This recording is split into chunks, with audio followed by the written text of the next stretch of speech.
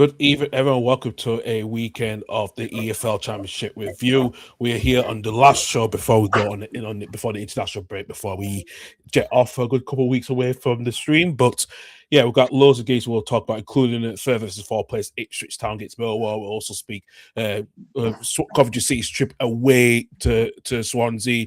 We'll also speak Southampton against Oxford United, and also Wrexham's trip away to South Yorkshire to face Sheffield United, and also Derby County at home against Birmingham City. Joining us as usual is Stefan, Michael, and Annie. Good evening to you, gents. How are you all doing? Not too bad. Not bad.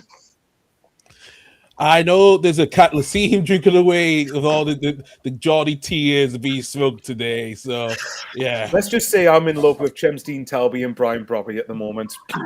Well, unashamedly, by the way. Well, there was a comment on the BBC Sports on the live reported from Neil. It's absolute daylight robbery. Yeah, I saw you put that in the WhatsApp group. And you know what? Andrew Walker was pissed off because he's pissed off because we told him in our other group chat. I said to him, "Why you not cash out?" And he still thought he had faith in Newcastle to win the game. And me, Andrew Rogers and Doug said, "No, there's no chance. It's not gonna happen." So yeah, I don't know. I wish I was as confident as you watching it. I was a nervous effing wreck. I literally had to pace around the house about probably 10 times because I was that nervous every time Newcastle went forward. I was convinced they were going to score. I mean, they did, but it was disallowed. But so let's just say I had let out a massive squeal of delight when Brian Brobby's winner went in just to silence St James's Park, and I couldn't be happier for it. Also, just 2 words: empty seats. Them lot obsess over us. Sod off, you bastards. By the way, if you think what I'm like, I think what Ant would have been like when Leicester beat Coventry before he abandoned the channel, basically, or abandoned doing streams. Yeah, he's abandoned those completely. And it's actually quite funny because out of all of us, looks like Leicester could be in League One next season. So I think he's just abandoned football in general. Yeah. What was it? Ooh, how convenient. What is it? Bless. I love Ant to bits, but he pipes up when Leicester win the league, and then as soon as they get promoted and start doing crap, he's like, I've fallen out of love with football. What's that clip of John Coleman when he's at Accrington and he goes, "I'm falling out of love with football, to be honest with you. I just don't know what the point is anymore." That clip is so appropriate for that right now. Yeah, absolutely as well. And listen, for everyone, please message in and then as well, if you message in and send us questions and give your opinion on the weekend. It's a good evening to Chris Brown. How you doing, mate? We'll get on with talk about Ipswich and Millwall shortly. Let's get the ball draws out the way we've got on this year. And since we say about Ant itself, Watford drew 0-0 against Leicester City. Patson Dake, Ant's favourite person, had his penalty saved completely. And again, it keeps Leicester in the bottom 3, but it's huge. It's a lot to worry now for them. Yeah, I mean, it wasn't the best penalty either. Let's be honest, guys. It was quite an awful penalty. The thing is, in that situation, though, when you're down the bottom and you're going to be you need to get results in games to keep you up. You can't afford to be squandering chances like that. Not to quote like what Sue Smith said on Sky Sports yesterday, I think it was, when she was covering the game for Gillette Soccer Saturday. But I mean, Mike Dean, I think, was convinced that it wasn't a penalty and thought it was a dive. So if that's the case, Watford fans will feel justice has been done there. But did the point really do either team any good? Watford still trying to have an outside chance of playoffs. Leicester, I suppose it might be, even though they missed the penalty, I would say it's slightly better for Leicester because they're only 2 points off 21st, I think. Obviously, because when West Brom won yesterday, of course, so it means that it's 2 points. So I think Portsmouth are the team in 21st, I think it is. So, I mean, time will tell for me how good a point this is for Leicester or not, because on the surface, on its own, it's a solid enough point if you're fighting against relegation, but it's more when you've got the penalty and you've got the chance of points, you've got to be taking it. And I think there was a comment, I think Annie might have said it not long ago about Gary Rowett going to Leicester, and it might be that Gary Rowett suits an Oxford type of job as opposed to a Leicester type of job to get Leicester's ability to do what he wants, but I don't know. So it could be a good point. It just depends if they build on it or not. But yeah, undoubtedly 2 points drop with that penalty miss. Yeah, very much so indeed as well. And for Watford, they're still, they're still in a good, decent chance, outside chance of getting to the playoffs. But is it slipping away for them at the moment? Yeah, they're just too inconsistent, aren't they, Watford? And that's the big problem. They can go and beat Wrexham at home, and then sort of struggle home to Leicester. That's just sort of standing still, isn't it? Sort of team they are. Very much intended. Yeah. Again, we'll have the same conversation about Watford. Good attacking players, Imran loser, etc., etc. But it's just putting that sort of consistency together, and they've just not been able to do it pretty much all season. No, absolutely not as well. Yeah, this not a good draw for both these sides as well. Let's go to the other. Sorry, Carl. I'm just saying sorry, Michael. For Watford. I mean, they are 7 points off, but we got like 7 games left now. So it's looking like if you had 17 games left or something, that could easily be overturned, I think. And mathematically, this can be overturned, but I would imagine Wrexham and Southampton and Hull in particular. Well, it's 7 points just to Wrexham and Southampton, I think. It's even more to Hull, isn't it? It's like 10 points. So, you're it feels like we have... You're asking Wrexham and Southampton to drop a lot of points, aren't you? It feels like we have 4 outstanding candidates for those playoff positions in terms of who could get in there. We'll talk about Wrexham and Derby and Hull later, but they feel like, and Southampton obviously, but they feel like the 4 that are the obvious candidates it's 2 of those 4, in my opinion, who could get in. Yeah. You mean 2 out of Hull, Southampton, Wrexham, and Derby? Yeah. Yeah, I'd agree with that. I think Derby being 3 points off. I think I would say Derby is the lowest I would go as well. I think everyone below that's probably got too much to do. Yeah. Especially with only 7 games left. Yeah, exactly as well too. Let's go to the other 0-0 draw at Ewood Park. Middlesbrough have dropped more points as they held to a goal draw at Blackburn, but because of Ipswich Town and Millwall drew, they maintained a 2-point cushion. But Stefan, it's a huge missed opportunity for Borough completely. Yeah. On the whole, the Blackburn, they'll be happier with the point compared to Borough, because Borough have just dropped 2 points in the race for automatic promotion and winning the league title. So you've got to think not a good result for Borough. And Borough's been a bit inconsistent as well this season. But all the good results they've had some pretty dodgy draws as well. Yeah. And it's that inconsistency at the top of the championship that can cost you titles. Yeah, absolutely. Especially they've had 2 wins in the past 8 games, Michael. Yeah. And if you look at it, a lot of them have been teams down the bottom as well, haven't they? Yeah. I mean, if you're looking at it from Middlesbrough's point of view, Bristol City at home is a game they need to be winning. You're looking at Leicester at home, that's a game they need to be winning. Blackburn away, that's a game they need to be winning. Oxford at home as well, exactly the same. If you're not taking points from those games, then it's a bit like not fantastic, is it? And bearing in mind, I think they've still got to play both Millwall and Ipswich, haven't they? And Ipswich in particular is at Portman Road as well. So, and by the way, Millwall at home is, I've said this all along, it's textbook Alex Neil for him to get something there. Don't be shocked if you could. I would not. In fact, I'll probably expect Millwall to beat Borough as well, because Borough apparently seem to have this problem when teams sit in against them in a low block, like typical fashion. It's struggling to break them down.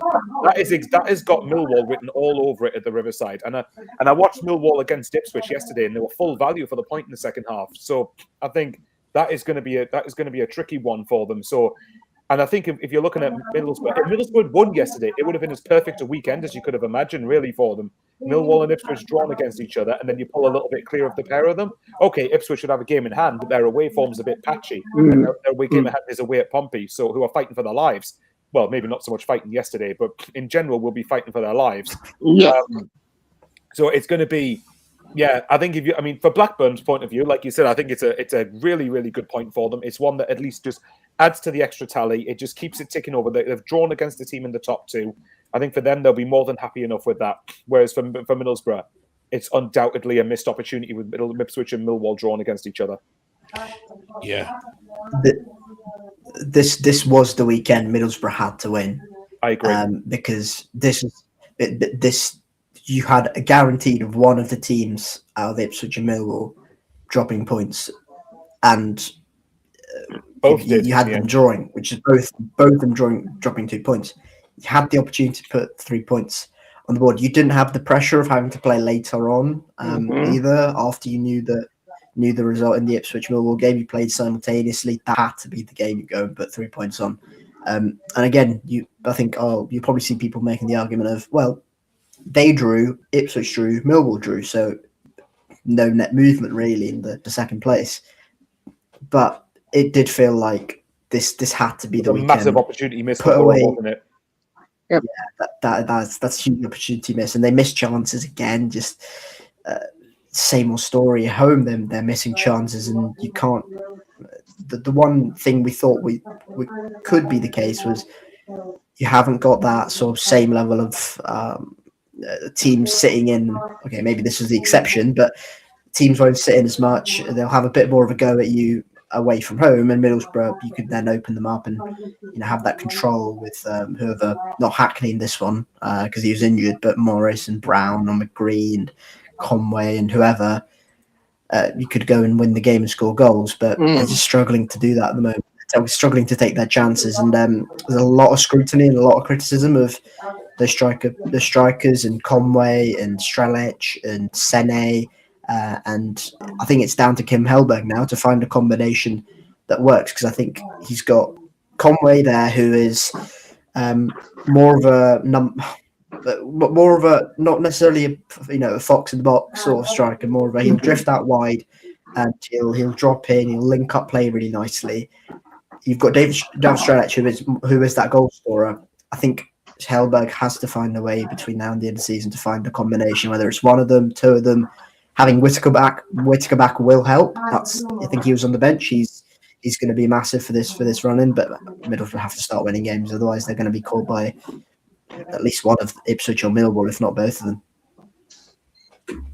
Yeah, absolutely. Yeah, it's going to be. They need to find a way. If it's a systematic thing as well, then Kim Hellberg needs to find a cohesion among them before the play. Because I'm of the opinion I don't think Borough will get top two, and I think that they'll not have enough to get over the line. And if they don't get top two, then they need to find something in the last few games to get cohesion ahead of the playoffs. Then so you think Ipswich will swap with Borough then, Michael? I've been quite consistent with that. I think Ipswich is, and yeah, okay. I think it's probably me being blinded by, maybe it could be me being blinded by parachute payment bias, I suppose. But I just see Ipswich's depth as too good. I just think it's going to be one. If I had to, well, put it this way: if you asked me to put money on, say Middlesbrough or Millwall, if you knew Ipswich were going to get playoffs, then I'd back Millwall ahead of Borough to get second, because I think they have the know-how in certain games like this to be able to win them. Like when you wouldn't, I mean, I know Millwall lost against Blackburn, but the huge piece of context there was they were down to they were 1-0 up and they were down to 10 men, which shouldn't have been a red, by the way. So it pretty much screwed them over, whereas Borough had 90 minutes to break Blackburn down. And don't get me wrong, I mean, if Borough managed to beat Millwall, for example, that could be massive, because then if you're thinking about second, then you could arguably have took Millwall out of the picture, or a step towards taking Millwall out of the picture. But we don't know that until Good Friday's kicked off. Whereas I just think it's the fact that Ipswich is chasing Borough down. If I was a Borough fan, I wouldn't be wanting a year one parachute team chasing us down for second. That's basically more the point I'm making. So I don't know what you guys think, but I just think Ipswich their depth will prove too good in the end, and they'll get second. I think it would do, because they are coming into the stride at this good time as well. We all thought, they were a bit behind, dropped off, just before Christmas a little bit, but they have actually done quite well, especially, there was, questions of can I get this, the team that they bought the players from last season that to compete this season, and I think it's slowly paying dividends with the deals that you got in January, especially, bringing in, Dan Neil as well, which is good as well. Be part of that, because there was questions of lacking up front, which I think they have now improved. Now they're coming. Jane Villagene's coming back from injury as well, which is huge for them. Oh yeah, which is absolutely huge. So, sorry, Carl. Who was questioning Ipswich's front line? I kind of was a little bit. I was a little bit questioning because I thought, can it actually really, especially they had the Partnership Club, so Partnership Payment Club, so you expected more from them, especially like with Coventry at the top of the table. I expected more from them. Like I said, I think it's the context that a lot of teams are playing against Ipswich in a different way this season as opposed to the way they were 2 years ago. Yeah. Because naturally, as a year one Parachute club, teams are going to sit in more against you. So I think it's probably took Ipswich a bit of time to adapt to that. But I've just felt that, when you've got like Jaden, I've mentioned it before, but Jaden Philogene, Jack Clark on the left-hand side, you've got Sammy Smodics, Chuba Akpom, George Hurst, Dan Neal, of course, in the midfield, Jack Taylor in the midfield. There's countless other players as well that are going to be top draw level. I just don't see. Put it this way: the real winners of the weekend for me were Coventry at the top of the league. Like even though they've gone on. They were, Annie, but I mean at the point. But if you ask Coventry, would have been almost a perfect weekend for them, wouldn't it? They gained ground on Borough. They gained ground on both Ipswich and Millwall. Even if Ipswich win their game in hand, Coventry would still be 8 points clear of them with like 6-7 games to go. That's a dreamland for them. The context with the game in hand you mentioned is the scheduling is such that game in hand, I think, is between game number 45 and game number 46. I think it's at the. So I think it's by the that first point week of April. I think it's in between. I think it's after the East Anglian Derby. If you're talking Pompey Ipswich, which I think is in between game week 41 and 42. I think, or 42 and 43. I'm not sure. I'll have a look. But either way, you're looking at it. But anyway, it's like from a Cov perspective in particular, it could be done by then. No, surely it could be all finished. I mean, Coventry have still got to. I think Coventry have still got to play the likes of Sheffield Wednesday at home, Portsmouth at home as well. Or if, say, for example, Wrexham at home, if Wrexham have already secured playoffs by that point. Obviously, it's a bit different if they need to get the point. They got Derby after. That's it. And bear in mind, they've also got Watford. Even if it surely won't go at the final day. But even if it did, worst case scenario, Watford away, they're going to be on the beach by that point. So, Coventry really for me only need another 10 points at most, and then they're pretty much over the line. Yeah. So, my point was, for Coventry, it's as good a weekend as you could have hoped for, because then you've got Ipswich, even if they have a game in hand, they didn't win, and Coventry won. They gained the points on them, gained points on Borough. And then you're looking at, well, I don't think Millwall were really in the conversation to catch Coventry, I don't think, but, I'm saying that's 69 points, but still, you know what I mean? Like, it's 11 points between Coventry and Millwall, 11 points currently between Coventry and Ipswich, and 9 points between Coventry and Borough. It's almost a perfect weekend, really, for Coventry. But I mean, actually, here's one then. Out of Middlesbrough, Ipswich, and Millwall, who do you think would be the most satisfied after this weekend? Ooh. Millwall. Yeah, I'm going to edge Millwall and Ipswich. Two of them, probably. Ipswich only slightly because of the game in hand they've got. Yeah, I think you're right about that. Yeah, if you're asking Millwall, if you ask out of Millwall and Borough, Millwall country mile. Yeah, because that's a cracking result for them in Portman Road. We said before we went into this doubleheader, they've got Millwall. They said if they come out of this 4 points. Then it's on for them. Either. Yeah, then if they come out of this for 4 points, they're banging this. They are like this. They're not going away, and they will be in a conversation. And then they've got the Ipswich Middlesbrough game to possibly deal with as well. If they then win that weekend, then yeah, it's on. If they go to Middlesbrough and do a Millwall and do a job on them, then we are on for a 3-horse race. This is properly on for Millwall. Can I just correct something for Annie actually, because he was right about Ipswich having a game in hand, but it's Southampton away they've got, because Southampton are in the FA Cup. Ipswich don't play on the Good Friday. That's the one. Yeah. So obviously Ipswich will play on. I think that might be the one that could be like moved if Southampton potentially somehow beat Arsenal or something. It's the last week of the season. Already has been for them. By that point, but can I just say Southampton. Go on. Well, I was just going to say Southampton could be in a playoff race by that point. It could go down to the last day, so that could be that could be trouble if that. If you're Ipswich, what result do you want from that? Millsborough Millwall draw, surely. Well, draw / Millwall probably, because Millwall if you want to pick one team to win, probably Millwall, because they're a couple of points worse off than Ipswich. But I would imagine you'd rather a draw. Yeah, probably a draw. Yeah, draw probably. Yeah. But yeah, no. But long story short, what you were saying before. Well, Doug, you're taking dad jokes to a new level, mate. Evening, Doug. Leaving. Yeah, but no, like honestly, like, I think do you want to quickly move on to Ipswich Millwall, since we're kind of half talking about that? Yeah, anyway? I think we've transitioned slowly easily with that one. So unintentionally. Absolutely, it was good end-to-end stuff between these two teams. Finished 1-1 with Jack Glatt scoring. Brilliant game. Just before half-time, then Josh Kerber scored 5 minutes after the start of the second half. I think this is a fair draw for both these sides because it strengthens their cases for outright promotion as well. I just couldn't see it could have gone one way or the other, but I think the draw was more fair. You know the classic saved by Anthony Patterson, by the way. Yeah, can I? That was a brilliant save. This is what I mean, because Anthony, I've always said from my own point of view, because obviously he's on loan from Sunderland at the minute. I've always said that I think Anthony Patterson is someone who, at Premier League level, his attributes lack of attributes in certain areas would get found out. But I'll always maintain he is a top draw Championship keeper, and yesterday proved it, because that's an unbelievable save, and he's got barely any time to react as well to that, by the way.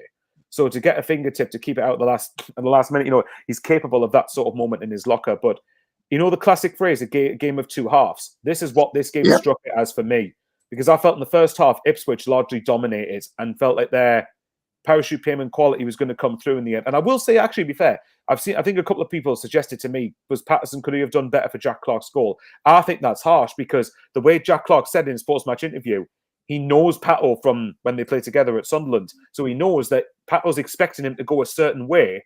So he tricks him and goes the other direction. So I don't think you can really blame Anthony Patterson for that. No. But for me, and Jack Clark, by the way, what a finish that was, just to put it out there from outside the box. I think Ipswich obviously had some fantastic chances that were the one obviously Pato was forced to save from as well, being another example of it. And really, probably the early part of the second half, I think Ipswich were really in control of this game. But what Millwall did that was really impressive about them was that, and I think Chris would probably love to hear this, they stuck at it and didn't let the game go beyond them. And yeah, fair play to Josh Coburn. It was a peach of a cross coming in and a perfect time finish from Coburn as well. And who was it who put the cross in for him? Was it Alfie Doughty? Yeah. Well, Chris at the minute, no, because he's injured, but also sod off. He's in the Premier League now.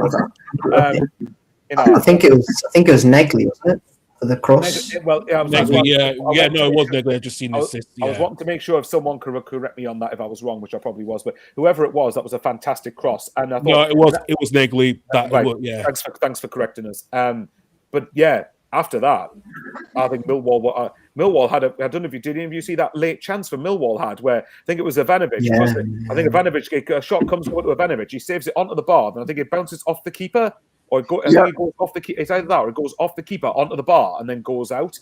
And Millwall had the ascendancy at the very end. So I think both teams will be relatively satisfied with this point, but Millwall, I think especially, will be very happy with it. Particularly, as Chris said earlier, like if they can go and win at Middlesbrough, then fair enough. I agree with Annie. Millwall are right in this. In fact, actually, come to think of it, I'll double check this just to make sure I'm not wrong. Millwall win at Borough, they go second because Ipswich don't play on Good Friday. Ooh, yeah. What incentive that is, by the way. But you can imagine how it would have worked psychologically as well. Yeah. Exactly. And what's also impressive, and actually, although I mentioned the games in hand for Ipswich, what's going to happen to them? Fixture pile up. They're going to have a lot. Now, granted, they probably will have the squad to cope with it, the most out of all of them, because of the quality of depth they'll have. But it's still going to be a test. Bear in mind, both games in hand will be away from home down the south coast, weirdly enough. So it's going to be fascinating. I'm really enthralled by this top two race, and I can't wait to see how it pans out. And you can bet your bottom dollar on the Good Friday. I cannot wait to kick back and watch Borough Millwall, because that is going to be I'd say it's going to be a classic. Now it's probably going to be a boring 1-0 Millwall win, but I mean that in a good way from Millwall's perspective, because that will suit their game plan perfectly. Well, you just never know, Michael. That's the thing. You just never know. Right, you don't. But I think like Annie alluded to earlier, I think you've got to give Millwall all the credit for being in the race and stuck in at it as long as they have. And again, through the signings that Millwall have made in January, they're really going for it. They sense their opportunity to Try and go for the top Yeah. two. And I've said before, and I think Annie will know we've said this a few times. If say Ipswich got second, right? Again, good luck playing Millwall over 2 legs. Whoever's going to do it. Imagine Millwall Southampton if it was over 2 legs. Oof, yeah. That'd be tasty. That'd be Exactly. good. That'd be a good championship player. And it could actually be Millwall Southampton lads anyway. Hey, you never know. You never know, Stefan. Imagine if your boys get in there. Wrexham Millwall or over 2 legs in the playoff semis. Well, who knows? He's like, well, I'd rather not think about that. The question when he had that option to take that offer, he chose his beloved Hibs over. No, Carl, was it not about the FA Cup? It was, but we did put the playoff final in there as well too. We said in the playoff final, but that was the one against Manchester United. To Millwall. It was to Millwall. No, he said no. This is what Reece said. He said FA Cup against Man United, he beat them. If it was not Millwall, Manchester United. The one about the playoff final, that was against Millwall. It was Millwall. Yeah, exactly. Yeah. So yeah, but you chose your beloved Hibs over than your Wrexham. That scenario. So yeah. Well, let's just see what the rivalry is going to be like between you two for the 4th Edinburgh derby of the season. Oh God. That's just a meaningless game for Hibs now. Bollocks. You ain't gonna no. You're gonna have a say in the title race no matter what. You're gonna have a say where it goes. Surely here that's an incentive for Hibs to try and stop Hearts winning the league. You would think, but after yesterday's performance, you're looking at a draw at Motherwell. They look because I thought they won. I thought they won the game, but I thought that the goal was disallowed. I know, and that goal should never have been disallowed, in my opinion. That's going to be Epsilon. Fair. But anyway, long story short, I think it's safe to, I was going to say, long story short, like I said, Annie, like we said before, I cannot wait to see how this promotion race unfolds. And I think if you're Ipswich fan, I think every Ipswich fan is going to be kicking back on Good Friday and watching Middlesbrough against Millwall with great anticipation and interest. Yeah. Can I just say Chris's comment here? Our history in the playoffs is pretty poor. Yeah. But the one thing I will say, Chris, like I said, everyone knows my thoughts on Alex Neil. I say this all the time, but I promise you've got someone who knows how to win the playoffs. And he's done it. You do. Or has he done it 3 times now with Hamilton, Norwich and Sunderland? Yeah. Yes, yeah. I promise you, Chris, he knows what he's doing. Yeah, Hamilton against Hibs. Oh, God, yeah. That's why it's a bad reminder because he... Imagine Tommy Watson, last-minute winner at Wembley again. That should be nice. Yeah. Jake Cooper set piece. Got it. Millwall versus Wrexham in the playoff final. Tommy Watson winner last minute against Phil Parkinson. Oh. Rob Mack are looking in despair and shock. Welcome to Wrexham, season 6. Or season 5, whatever one we're on now. Season 5, yeah, season 5 once. Can you imagine Annie's just totally sitting there eating his popcorn going, thank you very much. I'd never. Rubbish. He said Rubbish. Yeah, garbage. Look at you. God's sake. Right, let's move along then. And let's move on to Coventry, actually. Matt Grimes scored against his old club as... Oh, do we have to? Yes, we have to, mate. Come on. Let's get this over and done with, all right? It was either that or Bristol City. Which one you want, the dog? Look, I have nothing against Cov fans. It just makes me depressed that this, it's them doing well and them. I'm more selfish. You hang around Ant too long, mate. Yeah, Ant's influenced you beyond all belief here. No, it's not that. It's just an easy away day for me next season, isn't it? It's just been ripped out. Fair enough then. Well, I mean, the best way to solve that, which I know you're going to scoff at this, the best way to solve that would be to win every single game for the rest of the season, get in the playoffs and win all the games then. But I know for a fact that's not going to happen, which I'm sure you'd be very keen to re-emphasize. Yeah. All right. Well, okay, hang on. What about this then? Good check, Michael. Well, what about if Leicester stay up then? Leicester, West Brom, Wolves. You have Wolves away next season. Wolves, yeah. Forest, if they go Forest down. potentially, yeah. Well, What I'm do you not want sure. Spurs? I'm not sure about Forest after today's result, lads. Let's be honest. Yeah, but Forest has got a bit of a difficult running than the rest of us, ourselves, and even Spurs. You say Spurs should have a better running, but they don't. I'm Especially, not saying anything because they've got us away, and we'll probably end up losing to them, knowing us. we got them away as well too. So No, you won't. Have faith, Michael. Have faith. it depends what happens with bloody Tudor if he's gone by after the international break. Actually, we've got Spurs and Forest both at home in the next month, so that's going to be fascinating.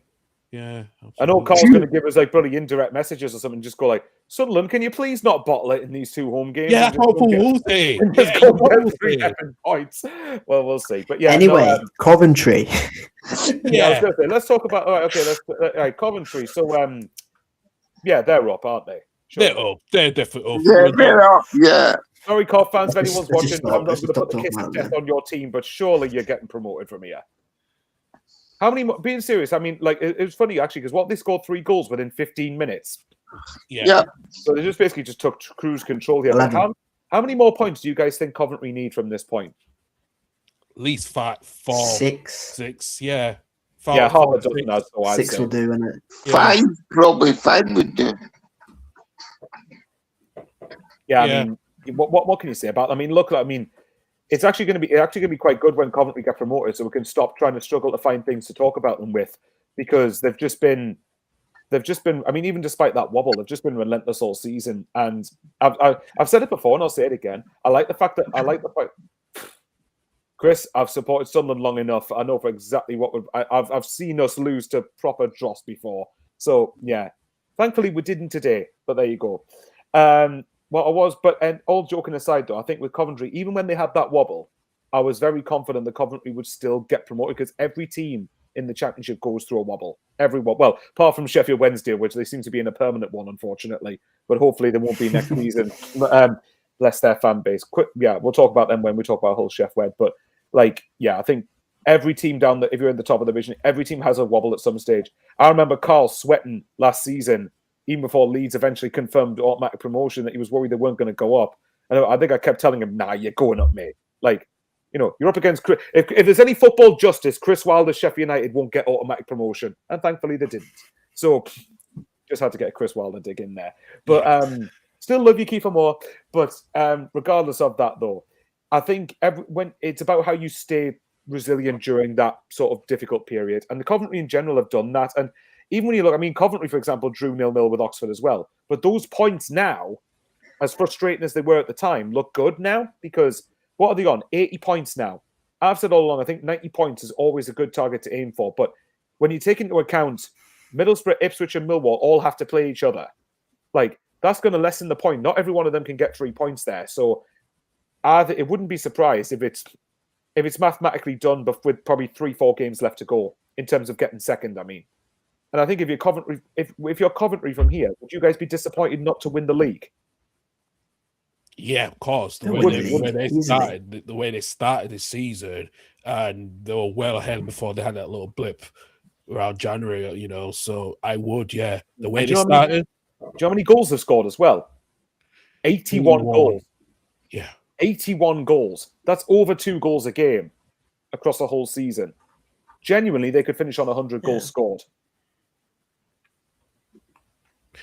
Exactly. So I mean, is there anything to say on Swansea?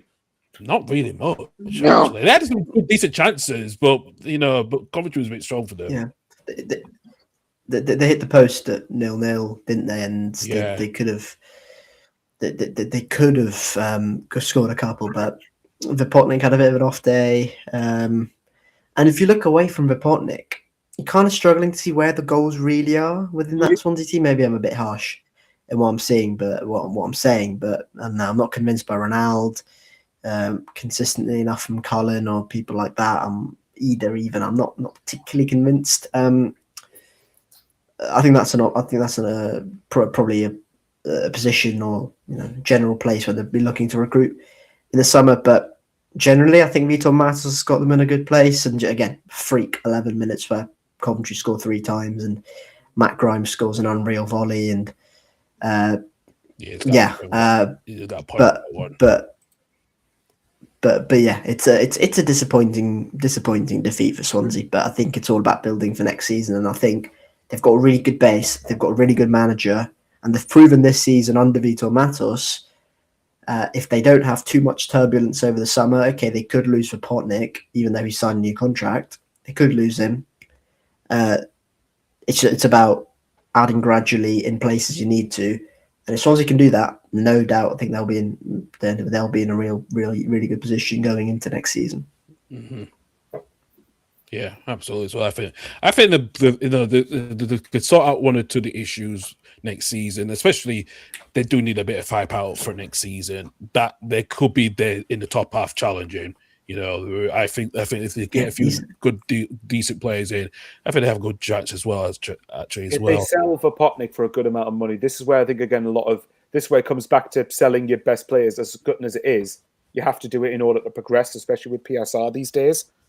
So it's all about if you sell them and then reinvest and add quality throughout the team. Because then, although it's gutting to lose for Potnik, you'd be better off as a team next season for it. And as such, it's probably more sustainable to try and challenge rather than just relying on one individual. Just the last thing I want to say on Coventry, thoughts go out to Ant if Coventry end up 2 leagues above Leicester next season. Just got to put that out there. God. And there's a high chance that could happen. Well, definitely going to be 1 league above them.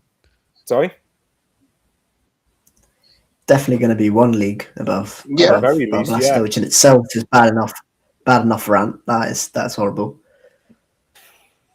Well, turns out being the 6-fingered inbreds apparently is going to be a good thing for Cov this season if they're going to end up.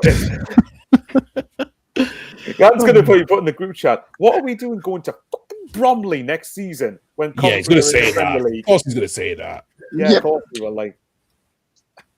Well, it looks like Easter Monday we might be welcoming Lincoln City to the Championship. So I think they need 2 more wins. He actually has mentioned that. Of course, that's the bit you comment on. So, Anne, tell me, what would happen then if they're 2 leagues above you next season? Are you just going to give up on football and follow tennis or something? Or cricket? Oh God. Cricket's a good sport. If I know, that's what I'm saying. You might think of it, we do. Nah, not having it. Listen, mate, listen. We Addy come from a background where cricket is like a religion in both. Well, that's fair enough. Indian or West Indian, wherever. Okay, fair enough then. I completely sympathise with that, but I still find it boring. Fine. But I'm with you, Michael. I'm with you. Thank you, Stefan. Do not read that out. Stefan, you've made up for whichever one of you said dark chocolate digestives over milk chocolate ones. You've made up for that, Stefan. Let's not start the conversation again because we'll be here. I know. We're not going Oh yeah, God. I'm not reading out. I'm just right. Could you actually just being serious? Being serious for a second though, could you actually imagine if you told Leicester fans that when after they got promoted, imagine then and say, by the way, lads, in 2 years' time, you're going to go down, then you're going to go down again, while Coventry are going to be 2 leagues higher than you in the Premier League. Yeah, probably couldn't. They genuinely think you would have been smoking an illegal substance. That would have been unthinkable.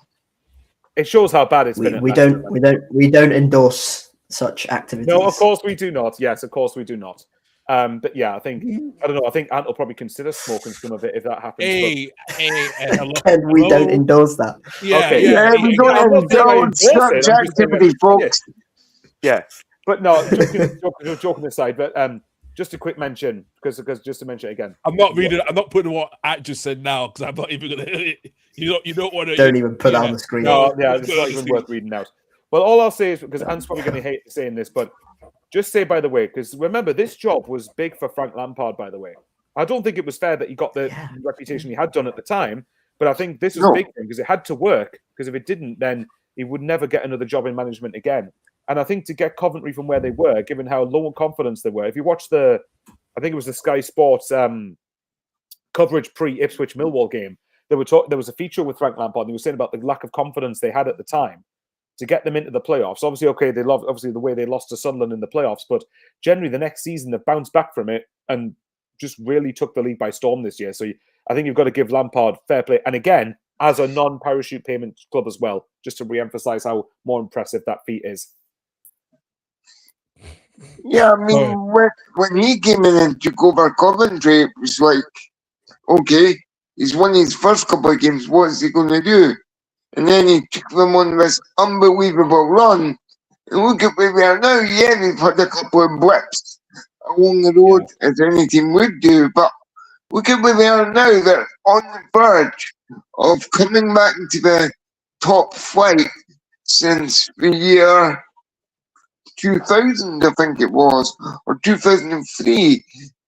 It was perhaps when they got relegated, but that was when you had... 2000, 2001, they were relegated from the Premier League. So, well, there you go, and that was when they had the likes of Darren Huckerby and all that playing for them. So that shows you in what, 24, 25 years, how far Coventry have come.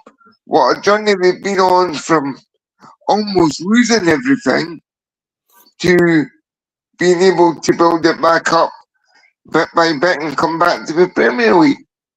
And remember as well that the controversy when Doug King sacked Mark Robbins. Remember how big a call that was at the time. And now it looks like it's paying for full dividends. And another point is to mention the signing of, is it Onyeka? I think it is from Brentford that they signed in January. Frank Onyeka. Yeah, exactly. Instrumental signing. And I think that it just goes to prove that it's like recruiting again from a position of strength. Judging by Annie's face, Ant's put a dodgy comment in there. I was like, right. Oh, God, yeah, they're dodgy, all right.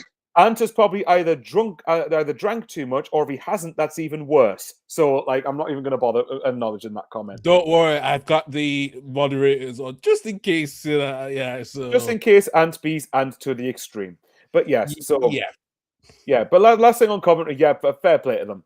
When they've gone down to League Two, gone nearly on the verge of going bust, I think it was, or in administration, everything that's gone through them. I think it's. You can tell it's always nice when your club gets that sort of buzz to have something to look forward to. So I think fair play to Coventry. And again, it's an example of how you run yourself as a non-parachute payment club. And he's going to be like, Crystal City, take note. And I will say, as someone who lives in Coventry, kind of, the city has a real sort of buzz about it, and you can tell the football team is on the verge of something great. It's not. Exactly, and it's really well supported. So, unbelievable job Lampard is doing at Cov. And of course, you've got the stadium back in their own hands as well, so that helps too. The stadium is back. And I see your comment, you bastard. Yeah, of course you're going to say zero filter. Jesus. Yeah. Should we move on to another team? Do not give Ant any more ammunition to insult. Yeah, absolutely. Let's move on to number two.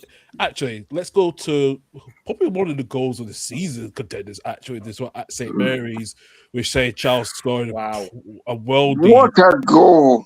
From around 30 yards to give Southampton to win 2-0 against Oxford United. Kyle Larin had scored in the first 6 minutes of the game, and then what a strike!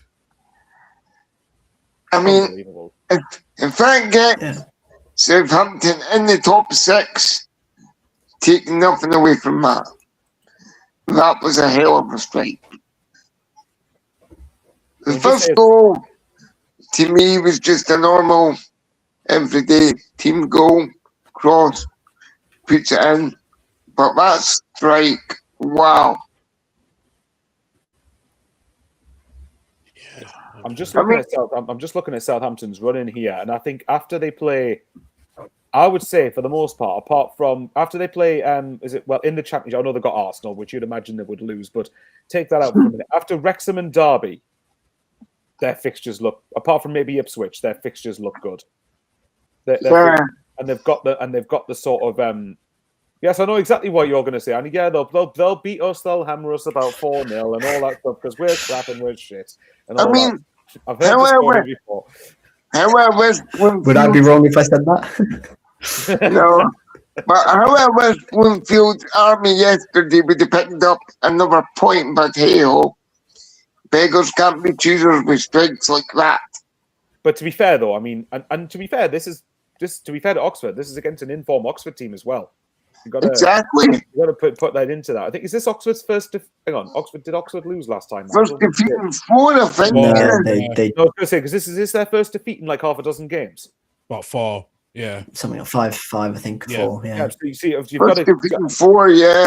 I think from Oxford's point of view, very quickly, I don't think this defeat is too damaging for them, or it shouldn't be, considering it's away at a year 1 parachute team. And look, we know Oxford's going to be the underdogs pretty much in nearly every game they're going to play, but would they really expect? I mean, I know they've beaten Leicester, but like Leicester are a shambles at the moment, whereas Southampton have the difference is Southampton have a degree of competence about them at the moment. So I think that I don't think there's any. Well, Ant will probably agree with that. To be fair, he probably go, oh, still Winksy, everyone, Decker, whatever. Yeah, okay. Yeah, so I remember the group chat voice note puts on a posh, fancy voice about Harry Winksy. But yeah, either way, like, yeah, Southampton away is not going to like. I know I want to roll tonight, but yeah, Southampton. So the point is, I don't think Oxford are going to be too disheartened by losing to Southampton, especially when a goal of the season contender gets scored like that. There's not much you can do about when Shea Charles scores, and I think from Southampton, it just sort of keeps their momentum ticking along very nicely. And I've got to say, I mean, obviously, I've seen now the Wrexham away game for Southampton's been pushed back to the Tuesday, 7th of April. So I can imagine Stefan's a bit gutted about that. I was like, couldn't it have been on the Monday? Then they had a hangover from Arsenal and put a lot of energy in, and they would be knackered. But that would have been nice, but I can see why we pushed it back because a 2-day turnaround for a game like that, it's physically impossible to do. But that's it. So I think after Wrexham and Derby, Swansea away, Bristol City at home, Blackburn at home, Ipswich at home. So I've got 3 away games back to back, and then a final day trip to Preston. Most of the teams that Southampton are going to play after Wrexham and Derby, apart from maybe Ipswich and possibly Blackburn, don't have anything to play for. Effectively, in comparison to what they will. So, and you've got to say, it's one where you've kind of got to credit Eckhart, I think, because I mean, obviously, you cannot credit Southampton too much because they were cack the first half of the season. Yeah, and then all of a sudden they've started to develop a half decent run of form, and then they're in the top 6, which is mental. But Eckhart's done a pretty good job actually, picking them up from where they were with Will still, and they've actually managed to get them into the top 6. You told Southampton, which game I think you can look back on as a crucial one, when they were 3-0 down at Leicester and came back to win 4-3. Yeah. As bad as that was from Leicester, from Southampton's point of view, if that doesn't give you momentum, what does? Exactly. Yeah, absolutely as well. A really good win for Southampton. And actually, let's go to another team that was very clinical as well. QPR beating Portsmouth 6-1. I have to say, what good goals from Portsmouth and Ryan Coley as well. But the question is, though, as Doug posted in a group chat, what does that do for John Messinho and crew? Yeah, that is a good question we need to. And that's a good question we need to discuss about. First of all, I feel sorry for every Pompey fan that went to that. The clubs should reimburse them for that. That was embarrassing. It was ruthless, absolute ruthless from QPR that I'm not seeing from them. Isn't this a QPR team that's been very crap at home recently as well? Yeah. Yeah. So, that's a damning indictment for Portsmouth. And by the way, their goal differences took a hit for that as well, which does not help them at all. It's took a massive hit, a 5-goal hit, actually. Yeah, exactly. Say they'd lost by 1 goal, it would have been -13. So, okay, it's a little bit worse than Leicester's, but it's not like you can pull that back. Whereas now they're 8 goals worse off than Leicester. Yeah, but now -17 or something. Yeah. Their players should be disgusted with that performance yesterday. Well, especially Ibu Adams was. Yeah. I mean, sorry, go on. Well, especially after they just put the huge financial loss. It was. I think it's about 4.5 million loss. Yeah, they need to not go down to League One, because otherwise their finance will just get worse, won't they? There's more job cuts. Yesterday, from fans that were there, if they chanted to their Pompey players, "You're not fit to wear the shirt," it would have been totally valid for yesterday's performance. Sorry, Annie, go on, because Annie was going to say something about it twice now, and he's been. I'll probably cut him off. I was just going to say, I was going to make 2 points. Ebro Adams was after the game, sort of visibly like in tears after the game on the pitch. Yeah, he was absolutely distraught. And on John Mousinho, the point you initially made at the start about, are we concerned for him? I just don't see a world where they can sack him, or they do sack him even, because this is someone who is, damning ratings there. But this is just someone who's been at the football club for so long, and got Pompey out of League One, which they stayed in that league for ages, didn't they? Yeah. Yeah. I just can't see them sack him. Not now. It would remind me of what. Go on. Sorry, I was going to say I totally get that, but coaches and managers don't last. At the very least, I think that if he takes them down, then that's obviously a different question. What doesn't help him is the fact that two of the clubs are West Brom and Leicester. Yeah, when you just think it's just a bit mental when you stop and think about that, really. So, but I think, how many points are Pompey on at the minute? Is it 40? 40, yeah. How many points do you think they need? 10, 11? Yeah, easy. I'd say 10 or 11 myself, but I think I'm looking at the games against Leicester and Oxford at Fratton Park. I'm looking at the last two with Stoke and Birmingham. By that point, we'll be probably mid-table sides with now to play for. So, but I think they just need. I think if they could get maybe 3 wins and a draw or 2, they can't have enough, because the last thing Pompey fans, well, as both me and Carl have experienced League One, but we were there in it for 3 and 4 years respectively. Pompey were there for something like 8 seasons, I think. The last thing Pompey fans will want to experience is League One again. So, for their sake, because they're a big club that should be in the Championship, and I hope for John Mousinho's sake that they can get the points they need to make sure they do stop. And they have relied so much on the eyes of the family with the investment. I think they invested at least nearly over £50 million since they bought the club. When Pompey was debt free at that time, which is a very, very free thing. And I've been, and Michael Eisner sold his minority shareholders to his sons. So there's a bit of huge now because they have the smallest budget probably in the Championship, other than Barry, Sheffield Wednesday, but they have one of the smallest budgets. So for them, it'd be comparable to like Oxford, probably, wouldn't it? Yeah. Did you guys think John Mousinho goes? I don't think he does. I think they stick with it. I don't see it happening because I don't know who they're going to bring in. Not unless they get relegated. Yeah. No. What do you guys think of their running?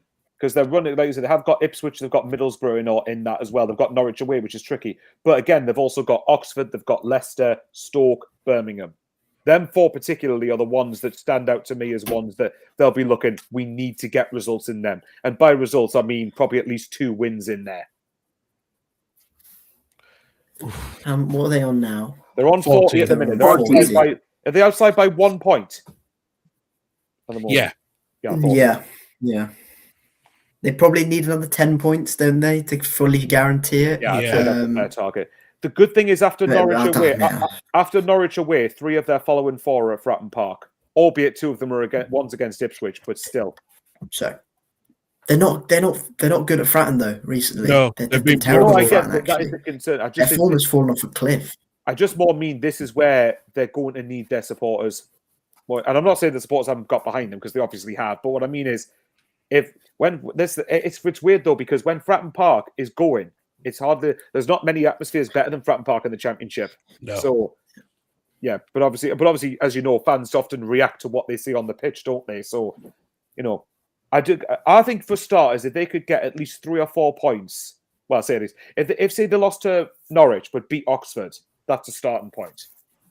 See how they do over the Easter period, and then see how they do over the last 5 games after that. But yeah, there's no doubt in my mind they need a big reaction from you, because yesterday would have been one of the games they would have targeted to get a result in because of QPR being in mid-table.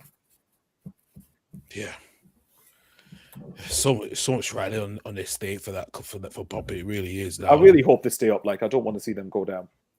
Yeah, it's going to be really interesting. Running to with the last couple of games left as well, with the last 7 games going forward as well. It really is. Let's move on to Friday night's game between Preston and Stoke City. Preston winning 3-1. Alfie Devine scoring 2 brace in the game. Silver Thomas scored in the first 5 minutes, and Magic scored in the first 7 minutes. Perhaps we finally got to end their 7 winless game run. Winners run. Preston, you mean? Preston, sorry. Yeah. I was going to say. It's a lot. Would love a result like that in a minute. I know. Sorry, Preston ended their 7 winless run, and it needed to. They have to be faltering so much down, but again, I just don't see them making a late surcharge to the playoff spot now. No. Mid-table Higginbottom side, plain and simple. We've had too many results go against them. Too many times in the last sort of month or 2 months that Higginbottom's just left the dressing room because he doesn't want to, let's say, address his charges because he's too angry. So yeah, mid-table side. But a good result for them on Friday night. It strikes me with both teams that their season looks done now. Yeah, very much so. But I think with Preston, they probably needed this result a bit more because they've really slid down the league. And if they'd lost this game, they would have still been on 47 points. And all of a sudden, Preston are looking over their shoulder. So it was good to get that win and just stop the slide and go, right, okay, we're not. And by the way, for them, that's disappointing given where they were in the first half of the season. But more war over the fact that they're at least not looking over their shoulder like last season. No, absolutely not. I think this was a team that was 4th on New Year's Day. Yeah, like 4th. Certainly, at least in the playoff picture. Yeah, we've been in the top 6, top 4, top 5. Yeah. Christ, how that they followed so drastically. Like, it's when we all thought they were pretty much bang on relegation favourites, and even proved us wrong. I'll tell you what, Carl. They beat us on. I can't remember. They beat us like at some point early in the years, and then ever since then, their form has completely fallen off. They've only took 3 points between beating you guys on Friday night. 3 points. Absolutely mental. Exactly. So, I mean, it's just. And don't get us wrong. I think after last season, if you'd offered Preston fans a steady season, they wouldn't have been that adverse to it. I don't think. But obviously, given the fact you start, is there raised question?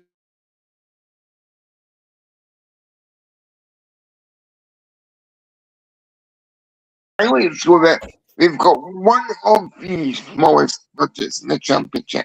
Not the smallest budget, but one of them. So they've had that smallest budget. They've had one of the smallest budget championship for Yonks. This has gone on for a long time, actually. Yeah, I mean, if it's been going on for a long time, they've done well to survive this long, I would say. I think because they made 3 signings in January too, so I think one of them was on loan. I think Milos Lukic is from Strasbourg. He's only played 1 game. He's only played 1 game. I know and losing Harrison Armstrong. Yeah, exactly. That was big, wasn't it? But the good thing for them is at the very least, and they were their slides not to regress to the point where they were really worried. They were half looking about avoiding relegation, though. That's the only thing I can say. That at least they're avoiding that. Well, they did that last season, didn't they? Where they did. Well, yeah, it was playing you lot on the last day, wasn't it? Yeah, it was mid-table, and then they fell off a cliff, and they had to sort of play players. Because Emil Rees mentioned it when he joined us. He said, Heckingbottom basically said before their sort of horrendous run last season. He said, we're not going to play because you're not going to be here next season. And then when they were in that relegation battle, he sort of had to play Rees, and actually he scored a few important goals for them. So.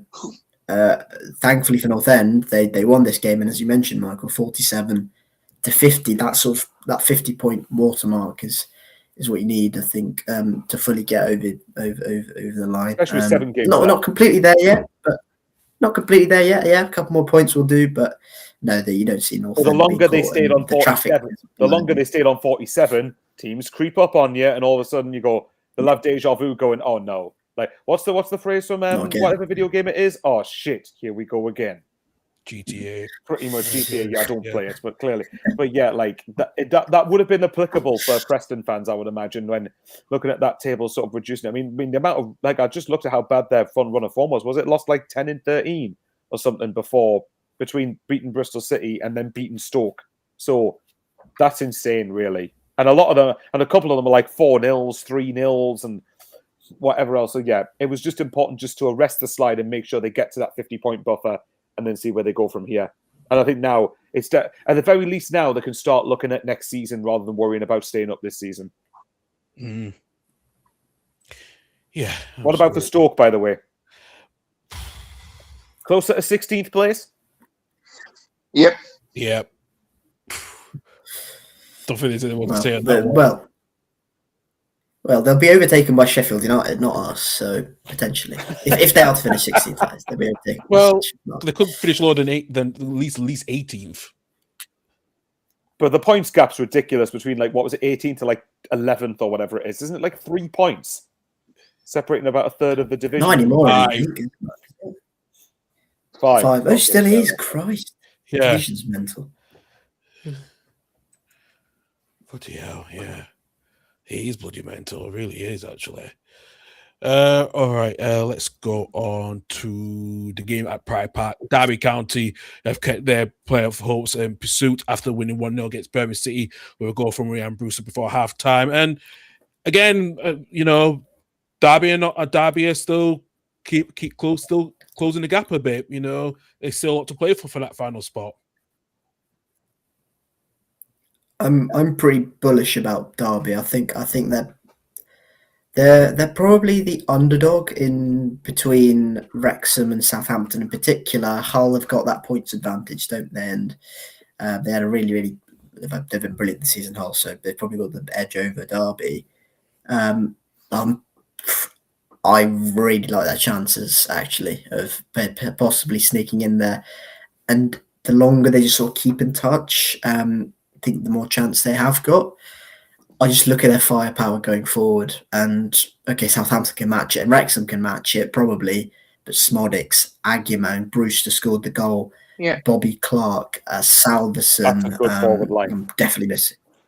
I'm missing Carlton Morris. I'm missing more here, but there is some serious firepower going forward. And when you've got a Travis in midfield, who is just midfield general at this level, will just sort everything out. John Eustace play through and through.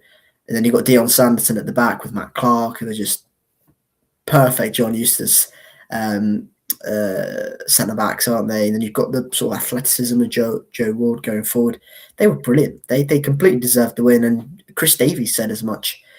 And I think the big story here is probably Blues, and how, despite being 11th, they have we're probably in a position once again where Chris Davies' position as Blues manager is really under question, and I'm not utterly convinced. Look, I think Chris Davies is a good manager. I think he's a good, honest talker.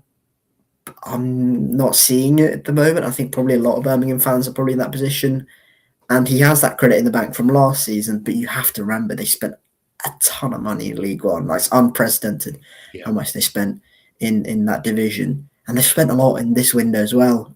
And some of the signings just haven't worked, and in fact, majority of the signings just haven't worked. And when you get your old manager, in Eustace, who you sacked when you were sort of 5th in the Championship, okay, want to go in a different direction, whatever, right, fine. Who then beats you in such a comfortable manner, where Birmingham, I don't think, had a shot in the first half. No. That's a damning indictment, I'm afraid, of Birmingham. And that's just this season, okay, yeah. Any newly promoted team, if they go and finish 11th in the Championship, you're going, what a season, right? this is not any newly promoted team. This is a team that's spent absolute fortune and has, 90% of the division they've outspent in a couple of windows, and the signings just haven't worked. And I'm afraid the manager will be the fall guy for it if Birmingham sort of continue to falter and not be anywhere near the top 6. And I can't see a long-term future for Davies there. So I don't know. I think that's just my gut instinct on it.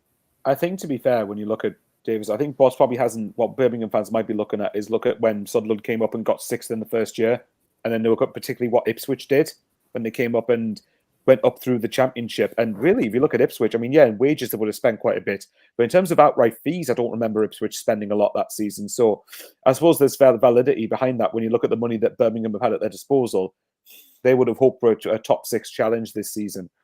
As for Derby, just to mention it, I'm liking the look of their last 7 fixtures. I'm not going to lie. They've got in the next 3. They've got Coventry away, Stoke at home, Southampton away. Granted, but after that, Oxford at Pride Park, Norwich away, which I think out of the last 5 is the trickiest one, and then they've got QPR away, and then Sheffield United at home. Both of whom will be mid-table by then. Dude, you've got that. I would fancy their. I think I'd fancy their chances of this going in. And bear in mind, Southampton's a head-to-head, isn't it?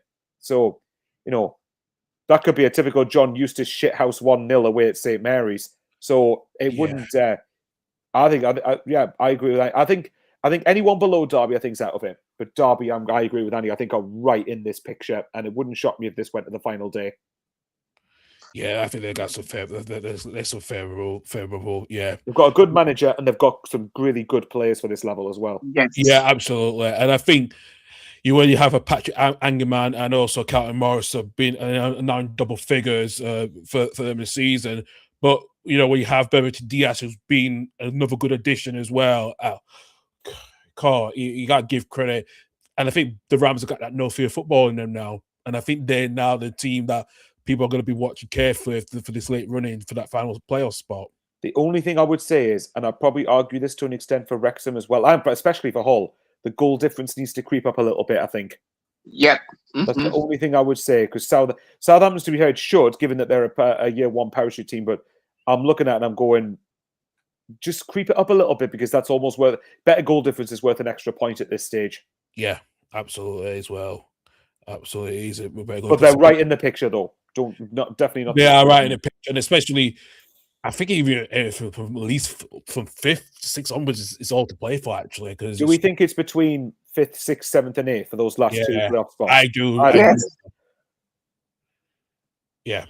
And actually, especially from Southampton's point of view, because not to go back to Southampton too much, but they've obviously got Wrexham and Derby, so that can play a huge factor in it as well. Oh yeah, yeah, very huge factor in it as well. Actually, okay. Move on to the.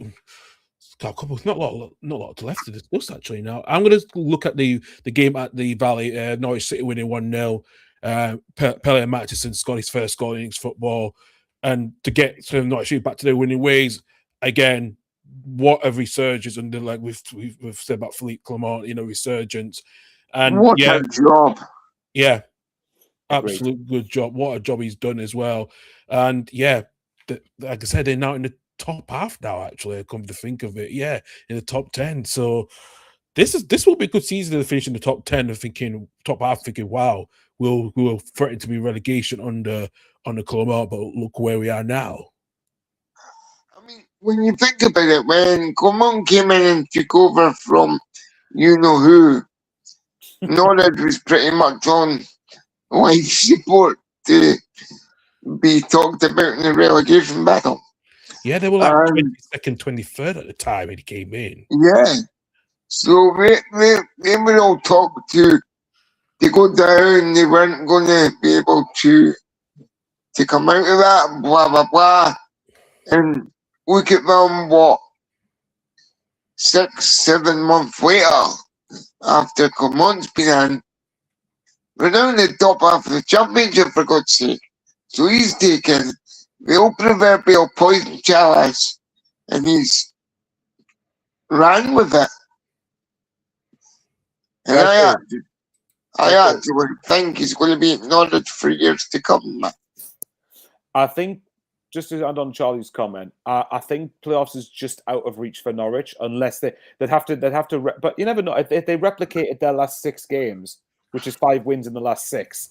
Then I think there's more than they could mathematically be in it. I suspect they might have left themselves a little too much to do. But what's good about them is they've showed the phrase bounce back ability. They had 4 wins in a row, lost to Southampton, no problem, won the next game. And Annie's heard me, Annie and Stefan have heard me say this, and I'd be keen what you think, Carl. I'd be very cautiously optimistic about if I was a Norwich fan for next season. Yeah. We've come under the helm, and like we said, and like we've mentioned earlier, we've got to give Ben Napper some credit here as well, because we know we've slated him quite a bit on this panel, and I think it's good to see that. Again, when you look at he was as pretty much as good as his word when we talk about the Marcelino Nunes money being spent in January, because it had to be. It had to be given to even remotely justify that sale. You had to really justify that in January. And bear in mind, again, you've got the Josh Sargent money coming into the club in the summer. So I'm really excited. And quickly from Charlton's, sorry, go on, Annie. I don't know if you were going to say something there. I was just going to say, but if Norwich are to get in the playoffs and they've got 7 games left, they basically have to do 6 wins and a draw. If not 7. So if they win 7 out of if they win their remaining 7 games, they win all their games, 75 points. Yeah, if they win all their games, they'll have 75 points, and that's still they're probably getting. They're probably getting with 75. Realistically, that's the only way they have a chance to leave. They win their last 7, and that's realistically probably not going to happen. They have got Derby at home, and I think they've got Ipswich and Millwall in there. I mean, look, it would be the most ridiculous of ridiculous runs to get in there, but do you think they needed just genuinely what? Do you think they needed to get something against Southampton to be in that conversation, as in at least a point and not a win? They really did. They should have done. They should have done in that game as well, because I think it's in stoppage time. Southampton goalkeeper Peretz makes an unbelievable save. So they could have easily got something in that game. Even a point wouldn't have. Well.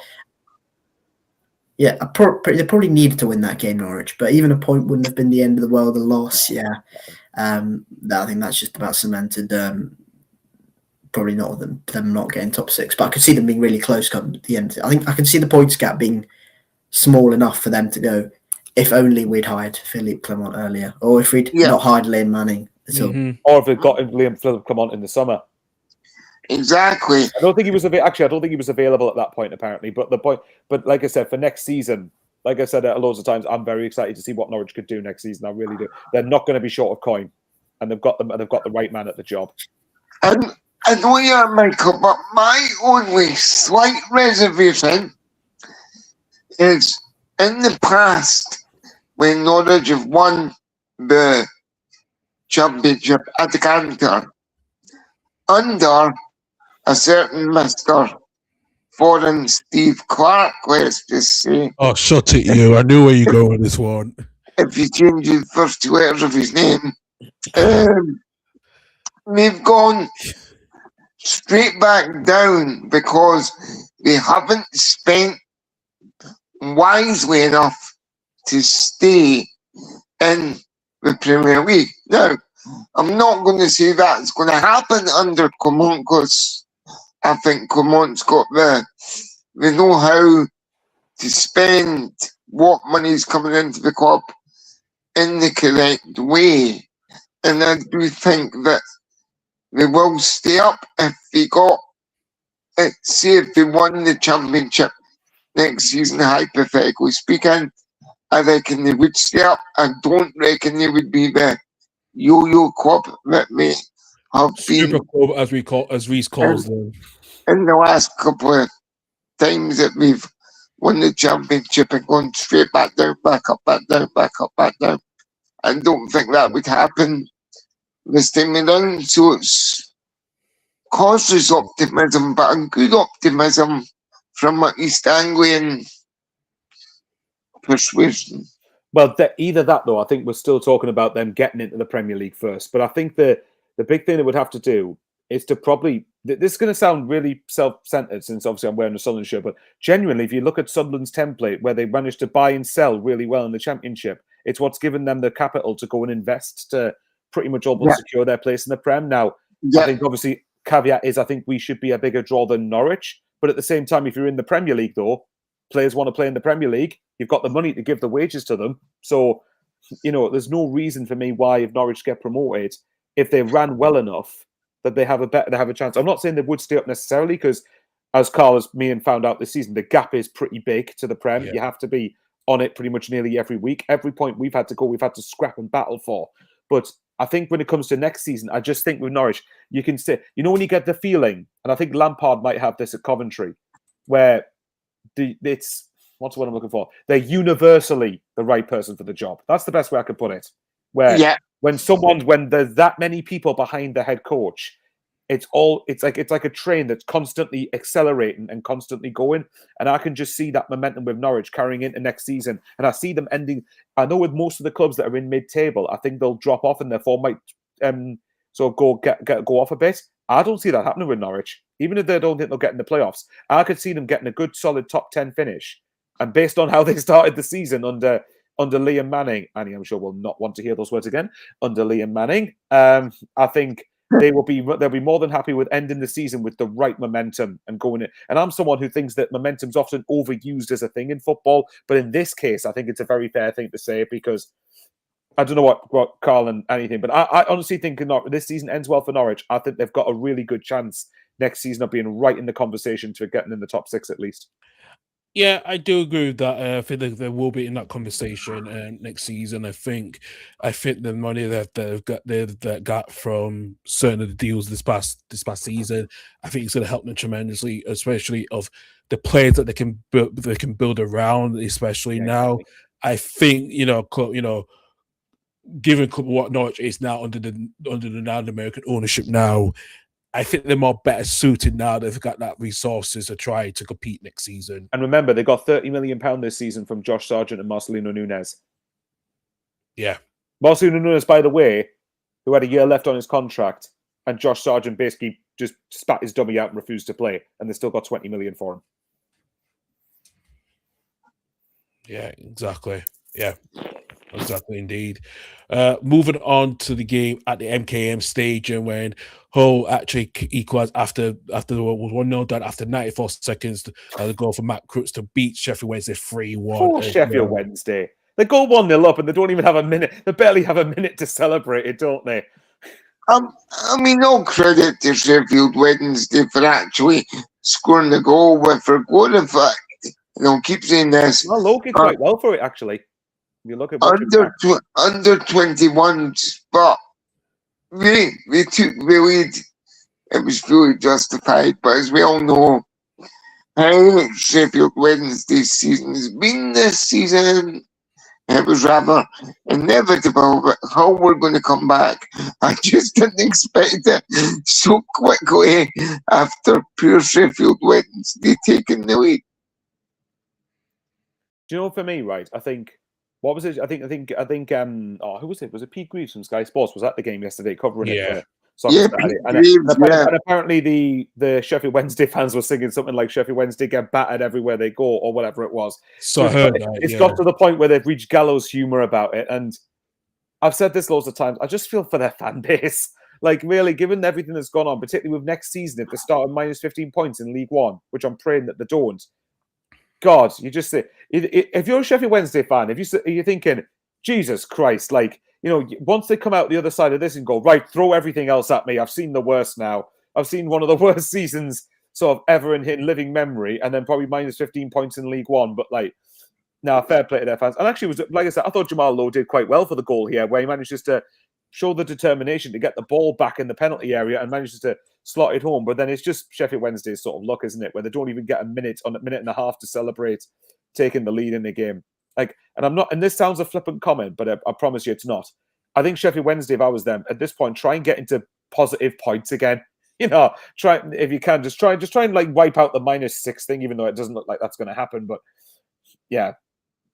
But I will say, to be fair, from Hull's point of view, though, you've got to that was a game that you had to be winning. You're under the pressure to win. First win in 3 games as well. Actually, and bearing in mind with Wrexham and Wrexham coming from behind to get a good win at Sheffield United, and Southampton beating him so in form Oxford, and also Southampton beating in form Oxford just to bring Stefan back down to earth a little bit.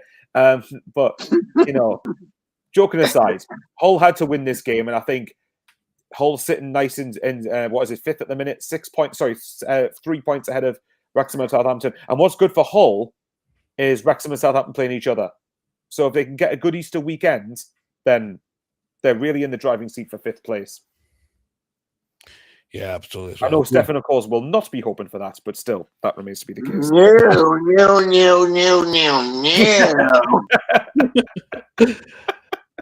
Let me quickly see Hull's fixtures, actually. Yeah. Also got Oxford away for a Good Friday, Coventry at the MKM Stadium, on the Easter Monday. Come on, Coventry! Well, well, Stefan, I hate to break it to you, but after their next 2, they've got pretty much a bunch of they've got a couple of relegation threatened teams, but mid-table sides. Sheffield United away, Birmingham at home, Leicester away, Charlton away, Hull at home. Bear in mind, by the time they go to Charlton, I think Charlton will be safe by then. Norwich on a bit of momentum. I could see them maybe dropping points there. Leicester, depends what's going on there. Birmingham, and then what was going on before that? Sheffield United. So, we'll wait and see. But I know Stefan will be wanting Hull to drop points so Wrexham can catch them. But yes, which could still happen. It is 3 points in there, but yeah, it was essential for Hull to win that game. Yeah, absolutely. It's really essential for the Tigers to get their whistle run ended to win against a very really disappointing Sheffield Wednesday side has actually been, where they are at the moment. So yeah, hopefully they don't get the 50 points in League One next season as well. Too, well, credit to the fans though. They have been, been the atmosphere second to none since they've been away every time they've been home and away this season, despite what's been going on as well. I think they deserve a lot of credit, Sheffield Wednesday fans, for the fact that and actually I know this game didn't really relegate them, but relegation got mathematically confirmed at Bramall Lane. That's just imagine if you went to your local rivals and got relegated by them. I couldn't think of a worse feeling than that. So. Fair play to all of them that went there. I mean, again, I suppose the only I say consolation. It's not a good situation really, but the only thing they can think of is, well, this game might have mathematically confirmed it, but it's been coming for months and months. So it's yeah, okay, whichever. But can I just very quickly, because I forgot to mention quickly when we talk about Charlton Norwich, what do we reckon for Charlton? Just because Charlie's obviously in there, so I want to make sure we mention. I think Charlie's a Charlton fan. Yeah, he is. I just want to make sure we mention Charlton for a second. They're safe. They're safe. Absolutely safe. 50. Think they've hit 50, haven't they? Let me double check. Yes. 48. 48. I'd say one more win. Oh. One more win or a few draws. I think they're there. They'll be fine. Their next game, they'll get 3 points, so they'll be all right. And they've got Sheffield Wednesday voucher in there as well. So you're saying they get 6 points from them 2 games then? Yeah. Yeah, well, you would think so when you're, and I've got to say I think Nathan Jones deserves a fair bit of credit for it, keeping Charlton up, because Charlton's budget this season I can't imagine would have been among the higher ones. Bearing in mind they got promoted in the playoffs. To be fair, Michael. To be fair, they did spend quite a bit on transfer fees in the summer. They did, and a couple of those players they signed in from League One. I think it was Alafe and Apter. Have both then gone back to League One on loan. So actually, and it's kind of an admission of not really worked out. Been quite ruthless with it. But if you look at it, though, I mean, compared to what a lot of other clubs will have had in the Championship, more established ones, they wouldn't have had as much, would they? Bear in mind as well, they would have got promoted in the playoffs from League One, which I know it sounds like a bit of a weird thing to say, but it's more, you've got 3 less weeks to plan than, say, Birmingham and Wrexham did. So, and obviously, Wrexham and Birmingham take the big stories of the promoted clubs this season. But I just think Charlton deserve a fair mention from Nathan Jones for staying in the Championship, because obviously the last time they came into the Championship, they went up and came straight. Obviously, it's a different situation. Lee Boyer was there. Obviously, that was during the COVID season when obviously it got postponed, then got finished. But yeah, I just think it's been a solid season for Charlton, a very good season staying up, and it gives them something to build on for next season. and especially with Nathan Jones, because I think he's gone. They were quite unlucky during that Lebo season, actually, because they 48 points they got relegated with. So that was quite high for that particular point in time. But yeah, I mean, I think it's safe to say Charlton. We're pretty much saying Charlton will be safe. It would take something catastrophic for them to go down from here. I can't see them not picking up at least one more win. Like, especially if they've got. Well, I was more thinking Sheffield Wednesday actually, Annie, but we know what you're like. So, would it be 17? It's 6 points, yeah. Okay, is that over is that their next two fixtures? Is it? No, they've got us on the Friday, Good Friday, and they've got Wednesday some point, I think. After that, not on Easter Monday. It's like 2 games after. Not long after that. 2 games or something like that. Yeah. So by then they'll be there. But fair play to Nathan Jones, though. I just think he deserves a bit of credit for what he's done. Yeah, absolutely as well. Right, let's get to that penultimate game, and Annie, let's get Bristol City out. Right, so Sheffield United won Wrexham 2. Nice. Hey, gotta save the best till the last, right? Okay. And I'm giving, Oh, Carl, don't stick the knife in anymore on him, bless him. Hey, well, listen. Him, he's already dead. Well, that's Simpsons meme. Don't beat him up anymore, he's already dead. Right, screw the game, because it's not important in the grand scheme of things at all. The football club's a mess. We are in complete freefall, and I made my thoughts incredibly clear. If you check out my vlog after the game, I've not seen Ashton Gate that toxic ever. Incredibly sort of audible chants against Steve Lansdown, the board, the ownership. And they all need to go. I'm afraid this is a team that finished 6th last season, and just take a step back. This is the highest finish the club's had in 17 years. Alarm bells should have started ringing when your manager decides to walk out on you to go to a team that finished 7 places below you. Okay, yeah, closer to home, Manning, and he'll have more money to spend, or a bigger club in this division, more stature, whatever. But the fact that we couldn't sell to him a project, or try to convince him to stay, that's when alarm bells should have started ringing. And then to hire Struber, have a good start, and then to go into January where you're right in the middle of a top 6 race, and to decide to hit the self-sabotage button of all self-sabotage buttons is the most ridiculous. It is the single-handedly the worst set of decisions consecutively I've seen from a football club in a long time. From this football club in a long time. I'll emphasise that bit. Selling Anis, selling Zach, especially Zach Viner to direct rival, absolutely ridiculous business. And they'll come out with the excuses of, they had 6 months left on their contract. Well, why the hell did they have 6 months left on their contract? That should have been resolved last season, not going into January where you're then having to have those awkward conversations of whether you have to sell now for a reduced value. We rejected, I think, triple the amount for Zach Viner on deadline day in the summer. If we were a competent football club, we would have known at that point that Zach Viner wasn't going to sign a new contract, and we would have taken the hit, and we would have explained that decision then, or we would have had some sort of succession planning. Isn't there absolutely? Is there a couple of players that you're in that situation with for next season as well? Yes, and that's Jason Knight, Max Bird, and Ross McCrory, and those are our 3 saleable assets. Knight and McCrory definitely are saleable assets. Bird has been a bit sort of hit and miss with injuries. If we had any sense about us, we'd try and, if we really wanted to keep them, if we're really desperate to keep our best players, we'd try and get them signed to a new contract now. Absolutely nothing of the sort. Am I surprised? No. Am I disappointed? Am I angry? Yeah, absolutely. I'm absolutely fuming with the football club because this is a football club that doesn't learn from its mistakes. It's a football club that just rinse, repeat the same nonsense every single time, and us fans have to put up with it. One season where we get a little bit lucky, and we get in with 68 points in the playoffs, and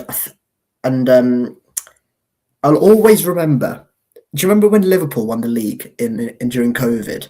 Yeah, And they didn't. I think that summer window after that, they didn't sign anyone or barely signed anyone, yeah. Only and signed they had a Diego. massive But fall still, off. basically, rather than build on it. Yeah, the only the books that was Diego Yeah. Jota and Thiago, and that was. Yeah, I think I know where Annie's going with this. Yeah, I know it. Yeah, But like that was their peak under Jurgen Klopp, yeah. and Yeah, they just didn't sign anyone to improve, and as a result, they sort of fell like that. We've decided not only not to improve, but decided to go like this, whilst the rest of the division's gone like that. And so as a result, instead of going like this, we've gone like that. if you get what I mean, relatively, Yeah, no, I get it. we have fallen off. We've fallen off a cliff, and football club needs a whole revamp. I think I've banged on about that Steve Lansdowne interview he gave after or just before the Derby County game at home. And if you remember, we lost that game 5-0. And he decided to instead of sort of address the problems of the football club and address the sale of Anis Mehmeti and the problems, he decided to instead completely deflect and serve us this big lie that he's the greatest thing since sliced bread. He decided to blame us. He tried to deflect it on the fans, that the fans could ruin the football club. That's a direct quote. That's not me paraphrasing. You could say these situations are. Annie, how dare you? Remember, you've got to be grateful. Yeah, I've got to be grateful, Michael. 16th place. This is exactly what I wanted after a 6th place finish. Yeah. And at this point, I'm not even bothered what we do for the rest of the season, as long as there is a clear. As long as some of these people at the top of the football club who are clearly incompetent, who are clearly just absolutely, yeah, I'm not going to finish that sentence. Just not up to it at all. Just not up to it at all. Are gone. This we're not going anywhere. Not going anywhere fast. And I'm really worried about next season, because if it's the same old story of, oh, we're not going to spend because we've got to cover our losses. I'm fucking sorry. What sort of football club had decided to not spend any money basically for 3 straight windows because you've got to cover your losses? 3 straight transfer windows, we've barely spent a penny. January of last season, well, again, we were in the middle of a playoff race. We had an injury crisis, and we turned around not to spend any money. Brilliant. Guess what happens? We go into the playoffs and we don't have any centre backs. Top work. We might have stood a chance in the playoffs if we had any centre backs or a decent strike force. No wonder Liam Manning left. No wonder he left. Yeah, good on him. Fair enough. Fair play. I don't blame him in the slightest. And again, this summer, okay, we add a little bit here and there. And to be fair, in the summer, it was a case of don't lose your best players, add a little bit here and there. And it was about this January. This January was absolutely pivotal. It was about keeping your best players, tying them down to new contracts, if you can, and adding on top of that. We decided to sign Sam Morsey, who I have no problem with. He's probably done. He's okay. George Earthy, who has got no minutes on loan from West Ham, and was okay last season when he was signed. When he was on loan at Bristol. Delano Bergzorg. That's it. Who is Bergzorg, that's it. Yeah. Bergzorg. And we decided to bring Sam Bell back, who was having a really good loan spell at Wickham, and I think scored about six goals for Wickham, having a really good time. And we decided to call him back. He plays a couple of games, he scores. He this is a completely different Sam Bell. And we're like, okay, this guy's rejuvenated himself. And we just decided not to play him after that. Yeah, it is very strange. Brilliant. Yeah, top decision making again. And now we're in a position, we've got Emil Rees, Delano Bergzorg, Scott Twine, Tommy Horvath, Sinclair Armstrong, Sam Bell. we've got a completely bloated front line, and some of these players are not going to get minutes, and as a result, their development is going to be hampered. I'm fed up with this football club. I'm apathetic, and when I was watching that game, I was at Ashton yesterday. I was not surprised at all. We look toothless. We look pathetic. We're a weak group of players, who, quite frankly, are just not up to it. They're just not up to it, and we look like a side that's fighting relegation. And thank God we had a good start to the season. Thank God, because otherwise we would be in deep trouble. We didn't lay a glove on West Brom yesterday. Not once do I remember a period or a big opportunity where I'm going, oh, if that went in, then we would have had a chance. It wasn't a case of a smash and grab from West Brom where they had a couple of shots on target, a couple of chances, a couple of breakaways. They were by far the better team. They had 20 shots. We had 4 or something like that at home. You're facing a team that's in 21st in the Championship. You yourselves have claimed to be a side pushing for promotion. Bollocks. Absolute bollocks. I'm not having it from the football club. I'm not having it from the people at the top of the football club.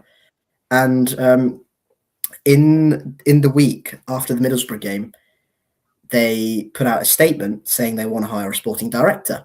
And initially, I was like, okay, good, yeah, we're seeing some sort of change. In the statement was the biggest load of absolute rubbish I've ever heard from well, just everyone. We want to instill Premier League standards. We want to instill.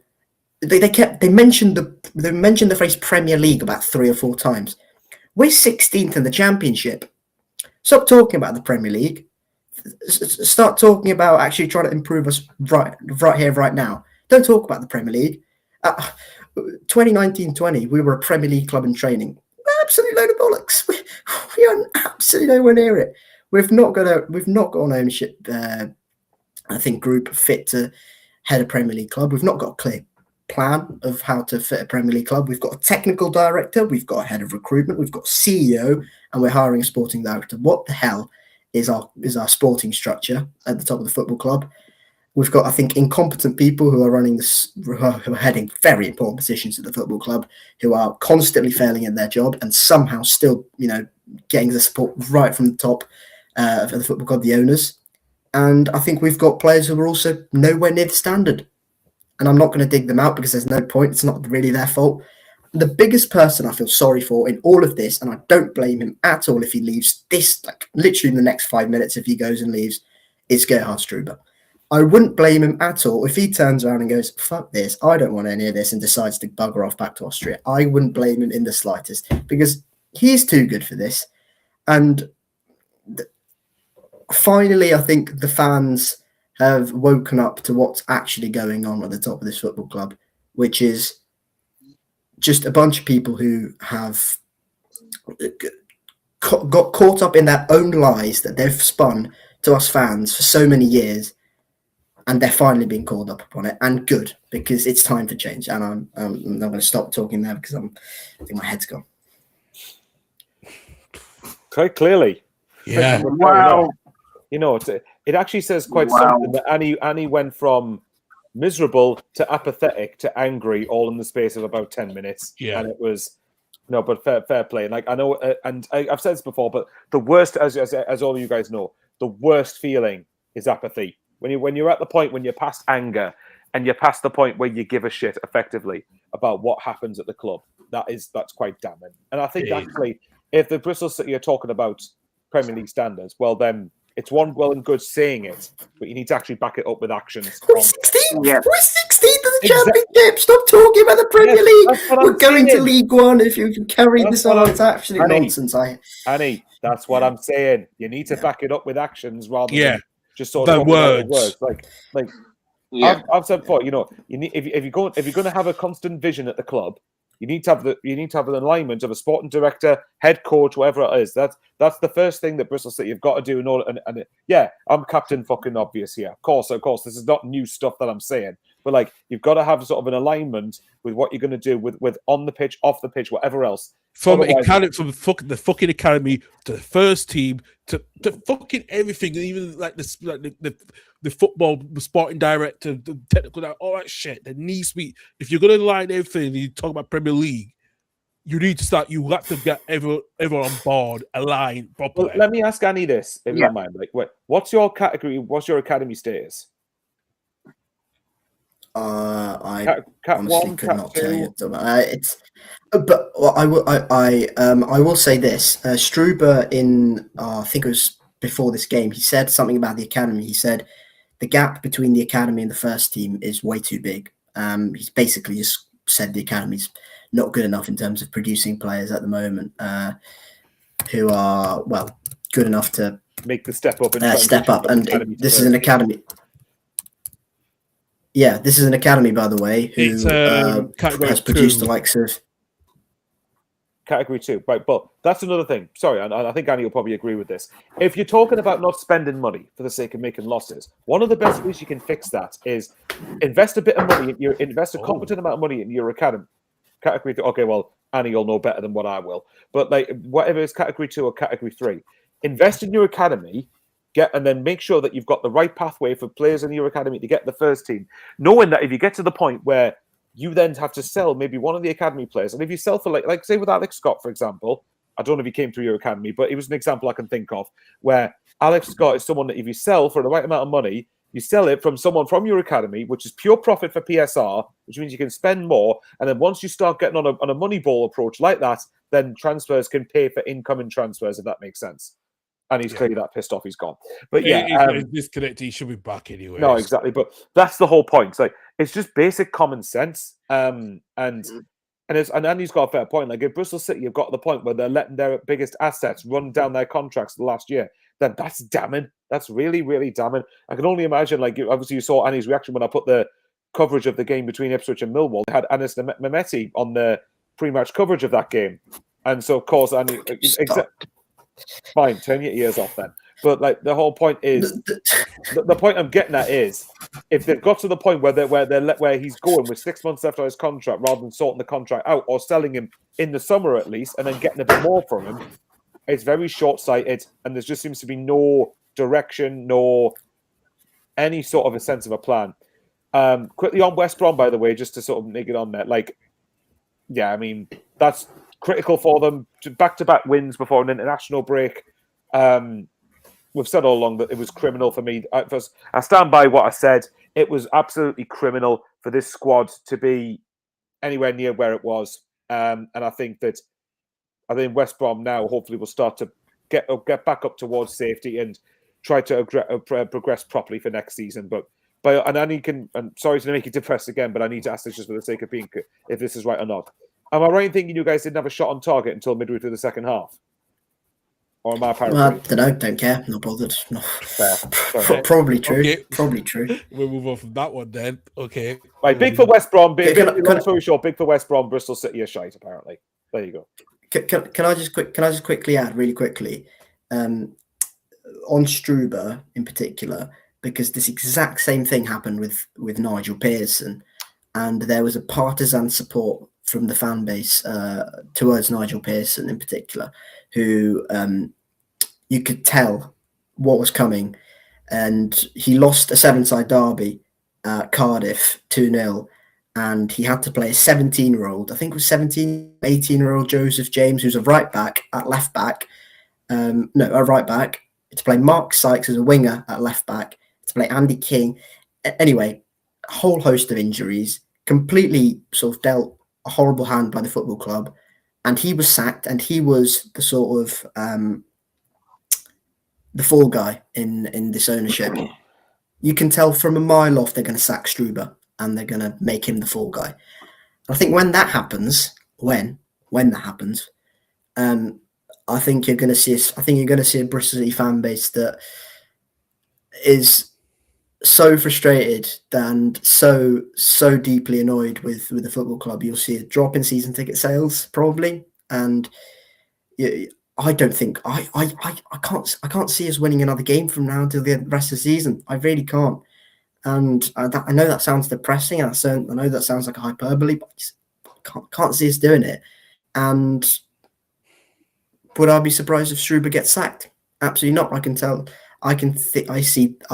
think this ends one way. That's Struber going. A new sporting director comes in. He's probably going to be in charge or be a major part of a new managerial process potentially.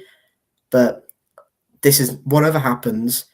I think the ownership have finally lost fully the fan base, or the majority of the fan base. I think the recruitment team have also lost the majority of the fan base, and we're sort of woken up and smelt the coffee, if you will. And smelt bullshit. Smelt bullshit. And this is not a blip. This is not 5 games where we've lost them.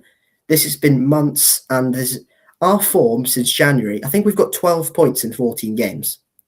And I think apart from Leicester and Sheffield Wednesday, obviously, no other team in the division has got a worse record. So we're basically bottom 3 for last 4 teams. That's a load, and that is terrible. So yeah, basically, final point. If Struber is sacked as the fall guy, don't be surprised, because I think that's exactly what's coming, because there's a story I've seen before. To be fair, I think it's something he probably wants at this point. Get a juicy payoff. Can't blame him. Can you blame him? No. Annie, have a deep breathe, because I think you earned it after the. Yeah, absolutely. And we'll get Mr. T to finish off the show of let's say Wrexham, winning 2-1 against a Chris Wilder side that is still in the hunt for the playoff. Stefan, take it away.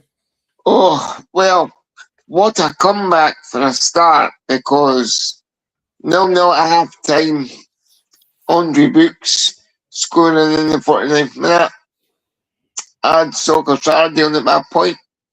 I seen it flash up. I was like, oh no, we're going to get steamrolled by Chris Wilder again. But to my, not so much surprise anymore, we can turn results around thanks to Josh Windass and Sam Smith for the goals. And it basically puts us right back in the hunt, even though we're outside the playoffs on goal difference.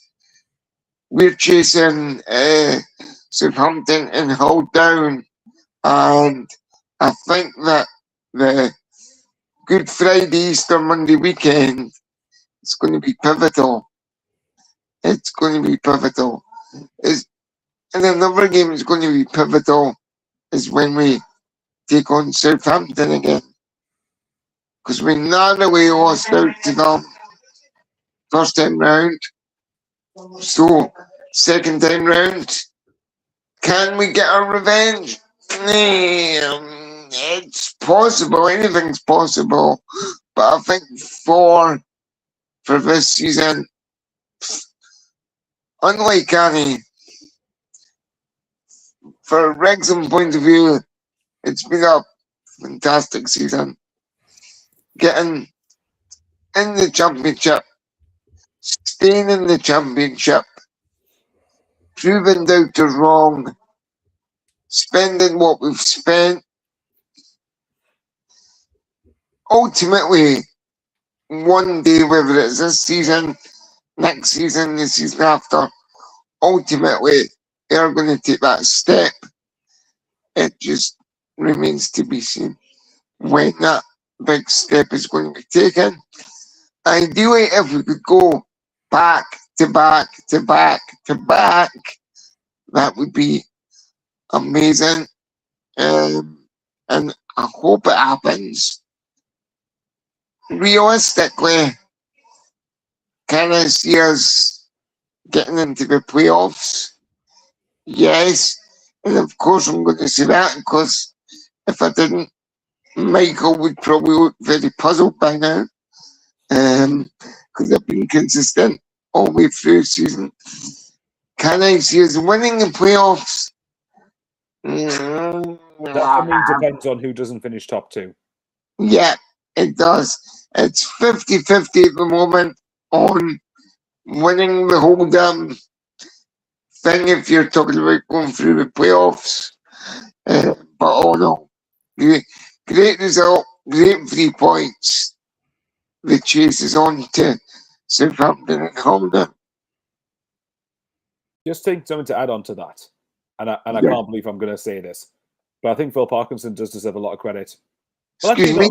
Actually, I can't. Yeah, to be fair, actually, no, I'm going to give myself credit here because I've always defended Parkinson when it comes to when people go, well, it doesn't really count for Wrexham. They spent they had the money to spend. Bollocks, because you can spend money, it doesn't automatically guarantee you anything.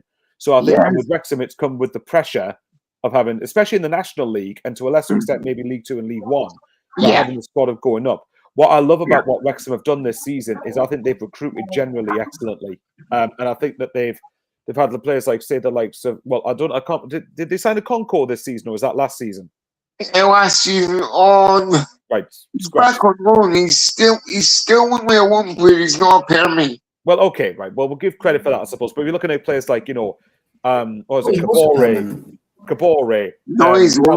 Kabore, Callum Doyle, Kiefer Moore, Nathan Broadband, Lewis O'Brien. That Broadband thing will never get old. Sorry to depress Annie again, but Zach Viner as well.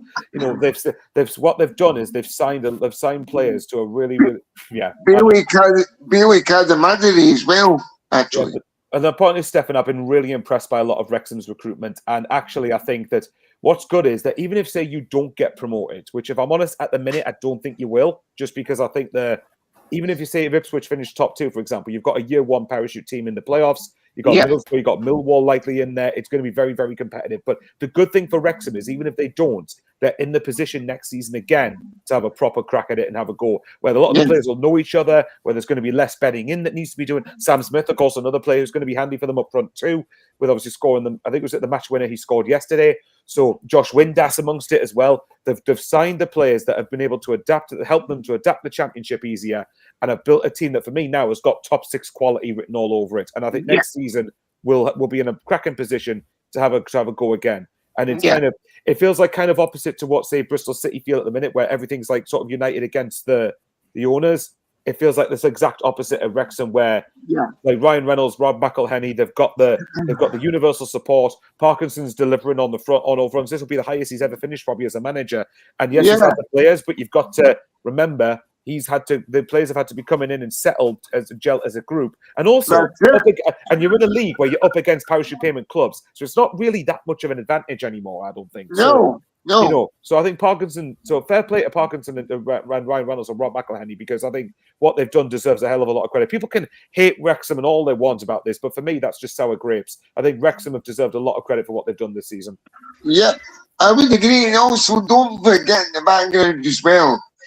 You've got the four-sided Stoke Kairas coming back as well, because that will increase the capacity by either 5,500 or 7,500 supporters, because the reason, and everybody wants a ticket for Wrexham. People from Patagonia to corners of England to Scotland to probably Canada, America, everybody wants a ticket to see Wrexham. Unfortunately, if you live in the USA/Canada, you will do in pre-season along with Michael Sunderland. Oh, is this pre-season tournament thing that's going on? Yeah. Oh, yeah, we can actually play each other, I've just realised. Come That's on. going to be fun. What was it where we all said? The Phil Parkinson derby, the George Dodson derby, the Nathan Broadband derby, the Callum Doyle derby, the streaming service derby, everything. Yeah. Genuinely, that could be a whole episode of Welcome to fucking Wrexham, couldn't it? Well, also in there you've got, I think you've got Leeds and you've got Liverpool too. Yeah, so it's us four playing in that tournament, isn't it? Yeah. All right then, bring it on. See what happens. I know it's like a version of the Premier League Summer Series, but it is going to be fun. Even though Doug didn't seem to think so, but yeah. Can I just quickly add on Wrexham and the recruitment point that Michael was talking about? I think the perfect example is George Thomason, who was picked up from Bolton. And Bolton had a disappointing season last season, but he was the captain and he was a nice left-footed midfielder, Ian Everett team, having a lot of the ball. He's been dropped into a Phil Parkinson team, playing at left wing back, a lot more athleticism, and he's been absolutely brilliant. Thomason at left wing back. So, yeah, you've got to give Parkinson a lot of credit, and the recruitment team at Wrexham a lot of credit for what they've done. Yes, they've had the financials. Okay, yeah, we can all agree, and they've not really had any major sales either. But what they have done is sign players who are ready to go in this division and, at a good age in their prime times of their careers, like a Zach Viner, like a Nathan Broadhead, like in League One where they're in the middle of a promotion push and they go and spend $2 million on Sam Smith, which was, brilliant. What signing that turned out to be. He proved to be a major part of why they went up. Kiefer Moore, as you go into the season, they've done brilliantly, Wrexham, and again, they're definitely very much in this conversation, no doubt about that, for a place in the top 6. Yeah, I agree. Oh, excuse me, lads. I agree. We're definitely in the conversation. Like Stefan's getting tired of talking about how good Wrexham have been, and we should end this. We're definitely in the conversation, but if you're asking me if we're going to win the playoffs, if we're going to win the whole damn thing, yeah, it's 50-50, to be honest, but it's been a great season regardless. Even if you finish like 8th from here, it's still very good for a first year in the Championship when you've had players to gel together. And I think next season you'll be in a position to be able to strengthen again. And usually, Michael, I think this is far contrast from your video feed COVID at a certain place called Gillingham. You seem to say you'll have a far higher opinion of Phil Parkinson than I will. So that's pretty something, to be fair. But I'll just want to end it by just saying again, because he plays for you lot, I want to thank, because the Second Tier podcast mentioned it today following our win at Newcastle, which I'm not going to get tired of saying anytime soon. Kiefer Moore did that, and I absolutely love him for it. So I wish him all the success at Wrexham AFC. Oh, Kiefer, good old Kiefer. Good old Kiefer. He's an absolute Wearside legend. Right. Yes. Right. Actually, before we finish off, you say it was Cat 3, and from what I checked on Bristol City's website, they are still Cat 2 because Cat 3 is more the academies around League 1, League 2. So it's Cat 2. So we got that correct. That's why I thought I was right the first time when I did check anyway. So yeah, just to make sure we don't I think the general point was it's an academy that's produced Alex Scott, Semenyo, Joe Bryan, et cetera, yeah, who are, very good players who've been sold for a lot of money. Absolutely. But again, it's like a competent academy does that, doesn't it? You can get players sell for a lot of money, and then that kind of helps cover the losses, doesn't it? While still being competitive at the same time, if recruitment's done correctly. Absolutely.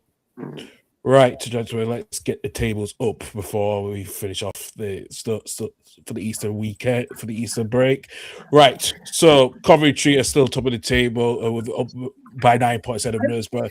Only Hull and Southampton and Wrexham and Derby are the only winners in that round, that top 8 at the moment. Norwich are now up to 10th with just 2 books behind Watford, and then the bottom half of the table, only Queen's Park, Preston, and West Brom are the only teams that won over the weekend, which now puts Portsmouth just above Leicester City, despite they had a really massive mauling yesterday in a 6-1 defeat at QPR as well. Sheffield Utd is still a -6 points as well too. So. Yeah, gentlemen, that's pretty much it. We're now going to be off for nearly a fortnight, which is quite amazing. We're not had an international break for quite a while. So, and that was in November since we had the last one. Yeah. Yep. I was going to suggest you could have done a video of looking forward to the end of the season and see who we thought was going to get top 6 and relegated and what in top 2. But judging by Annie's face, it's like I couldn't think of. Well, Annie, Bristol City's not in any of them conversations, so you don't even have to talk about Bristol City. I know. I don't want to think about club football for 2 weeks, to be honest with you, Michael. Fair enough. Need a break. You can see the exhaustion on Annie's face. You're not going to just say it's not going to be Ant at this rate who's going to be going on strike from football. Sounds like Andy's not going to be far behind him. Yeah, it's close. I can imagine Annie, right? The second that final whistle goes against Stoke, I think you've got at home. He's just going, get in. I can talk about the World Cup instead of fucking Bristol City. Put it this way: some people I know who are diehard City fans who've been going for 20 plus years turned around to me after yesterday and went, "You know what? I'm not sure I want to go next season." That's a position we've got to. That genuine position we've got to. That is sad. That is sad. When you get to that point, it's very depressing. That is really sad. Right, that's all we've got time for, folks. Thank you for everyone for messaging and watching us as well. Like I said, I am on with Michael tomorrow, hopefully, and Doug to do the recording of the 20 Premier League podcasts. We'll talk about Sunderland's the double in the Tyrone derby this season. We'll talk about Liverpool's woes at Brighton and also. Carl, am I invited? We've got Premier League standards for excuse me. Right. What was it, Annie? Premier League standards. What did Annie literally just say a minute ago? I don't want to talk about club football for 2 weeks, to be honest, Michael. Exactly, you did that, didn't you? No, but Michael, we want to instill Premier League standards, so it's okay. I can talk about the Premier League because we'll be that's really cool. You're not invited. Well, if you want to join me in slagging off Newcastle, you're more than welcome.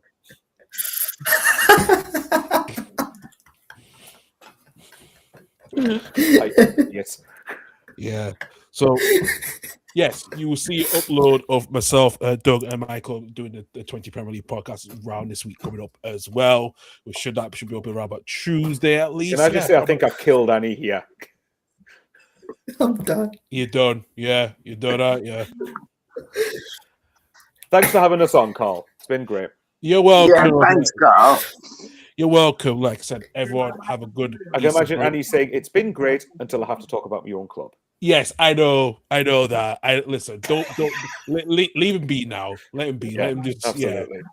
Yeah. But for everyone, like I said, we'll be back in 2 weeks' time, and we'll have the Saturday show and also the championship review back around the Easter weekend as well. So keep an eye on that as well. But like I said, we should do our recording of the 20 Premier League podcast since it's not an international break. But for anyone who's going to non-league games and all that stuff, from low league games, all have a good time. Like I said, yeah, there won't be no Saturday show during the international break. We usually would do, but we're not going to. So yeah, I'm going to enjoy a bit of 2 weeks off, even though I'll be working a bit now and again. So yes, but everyone have a good 2 weeks off, and we'll see you guys probably around the Easter weekend on the 8th or the 9th. So we'll discuss the shenanigans of Easter holiday weekend games where everything can be blown to play for.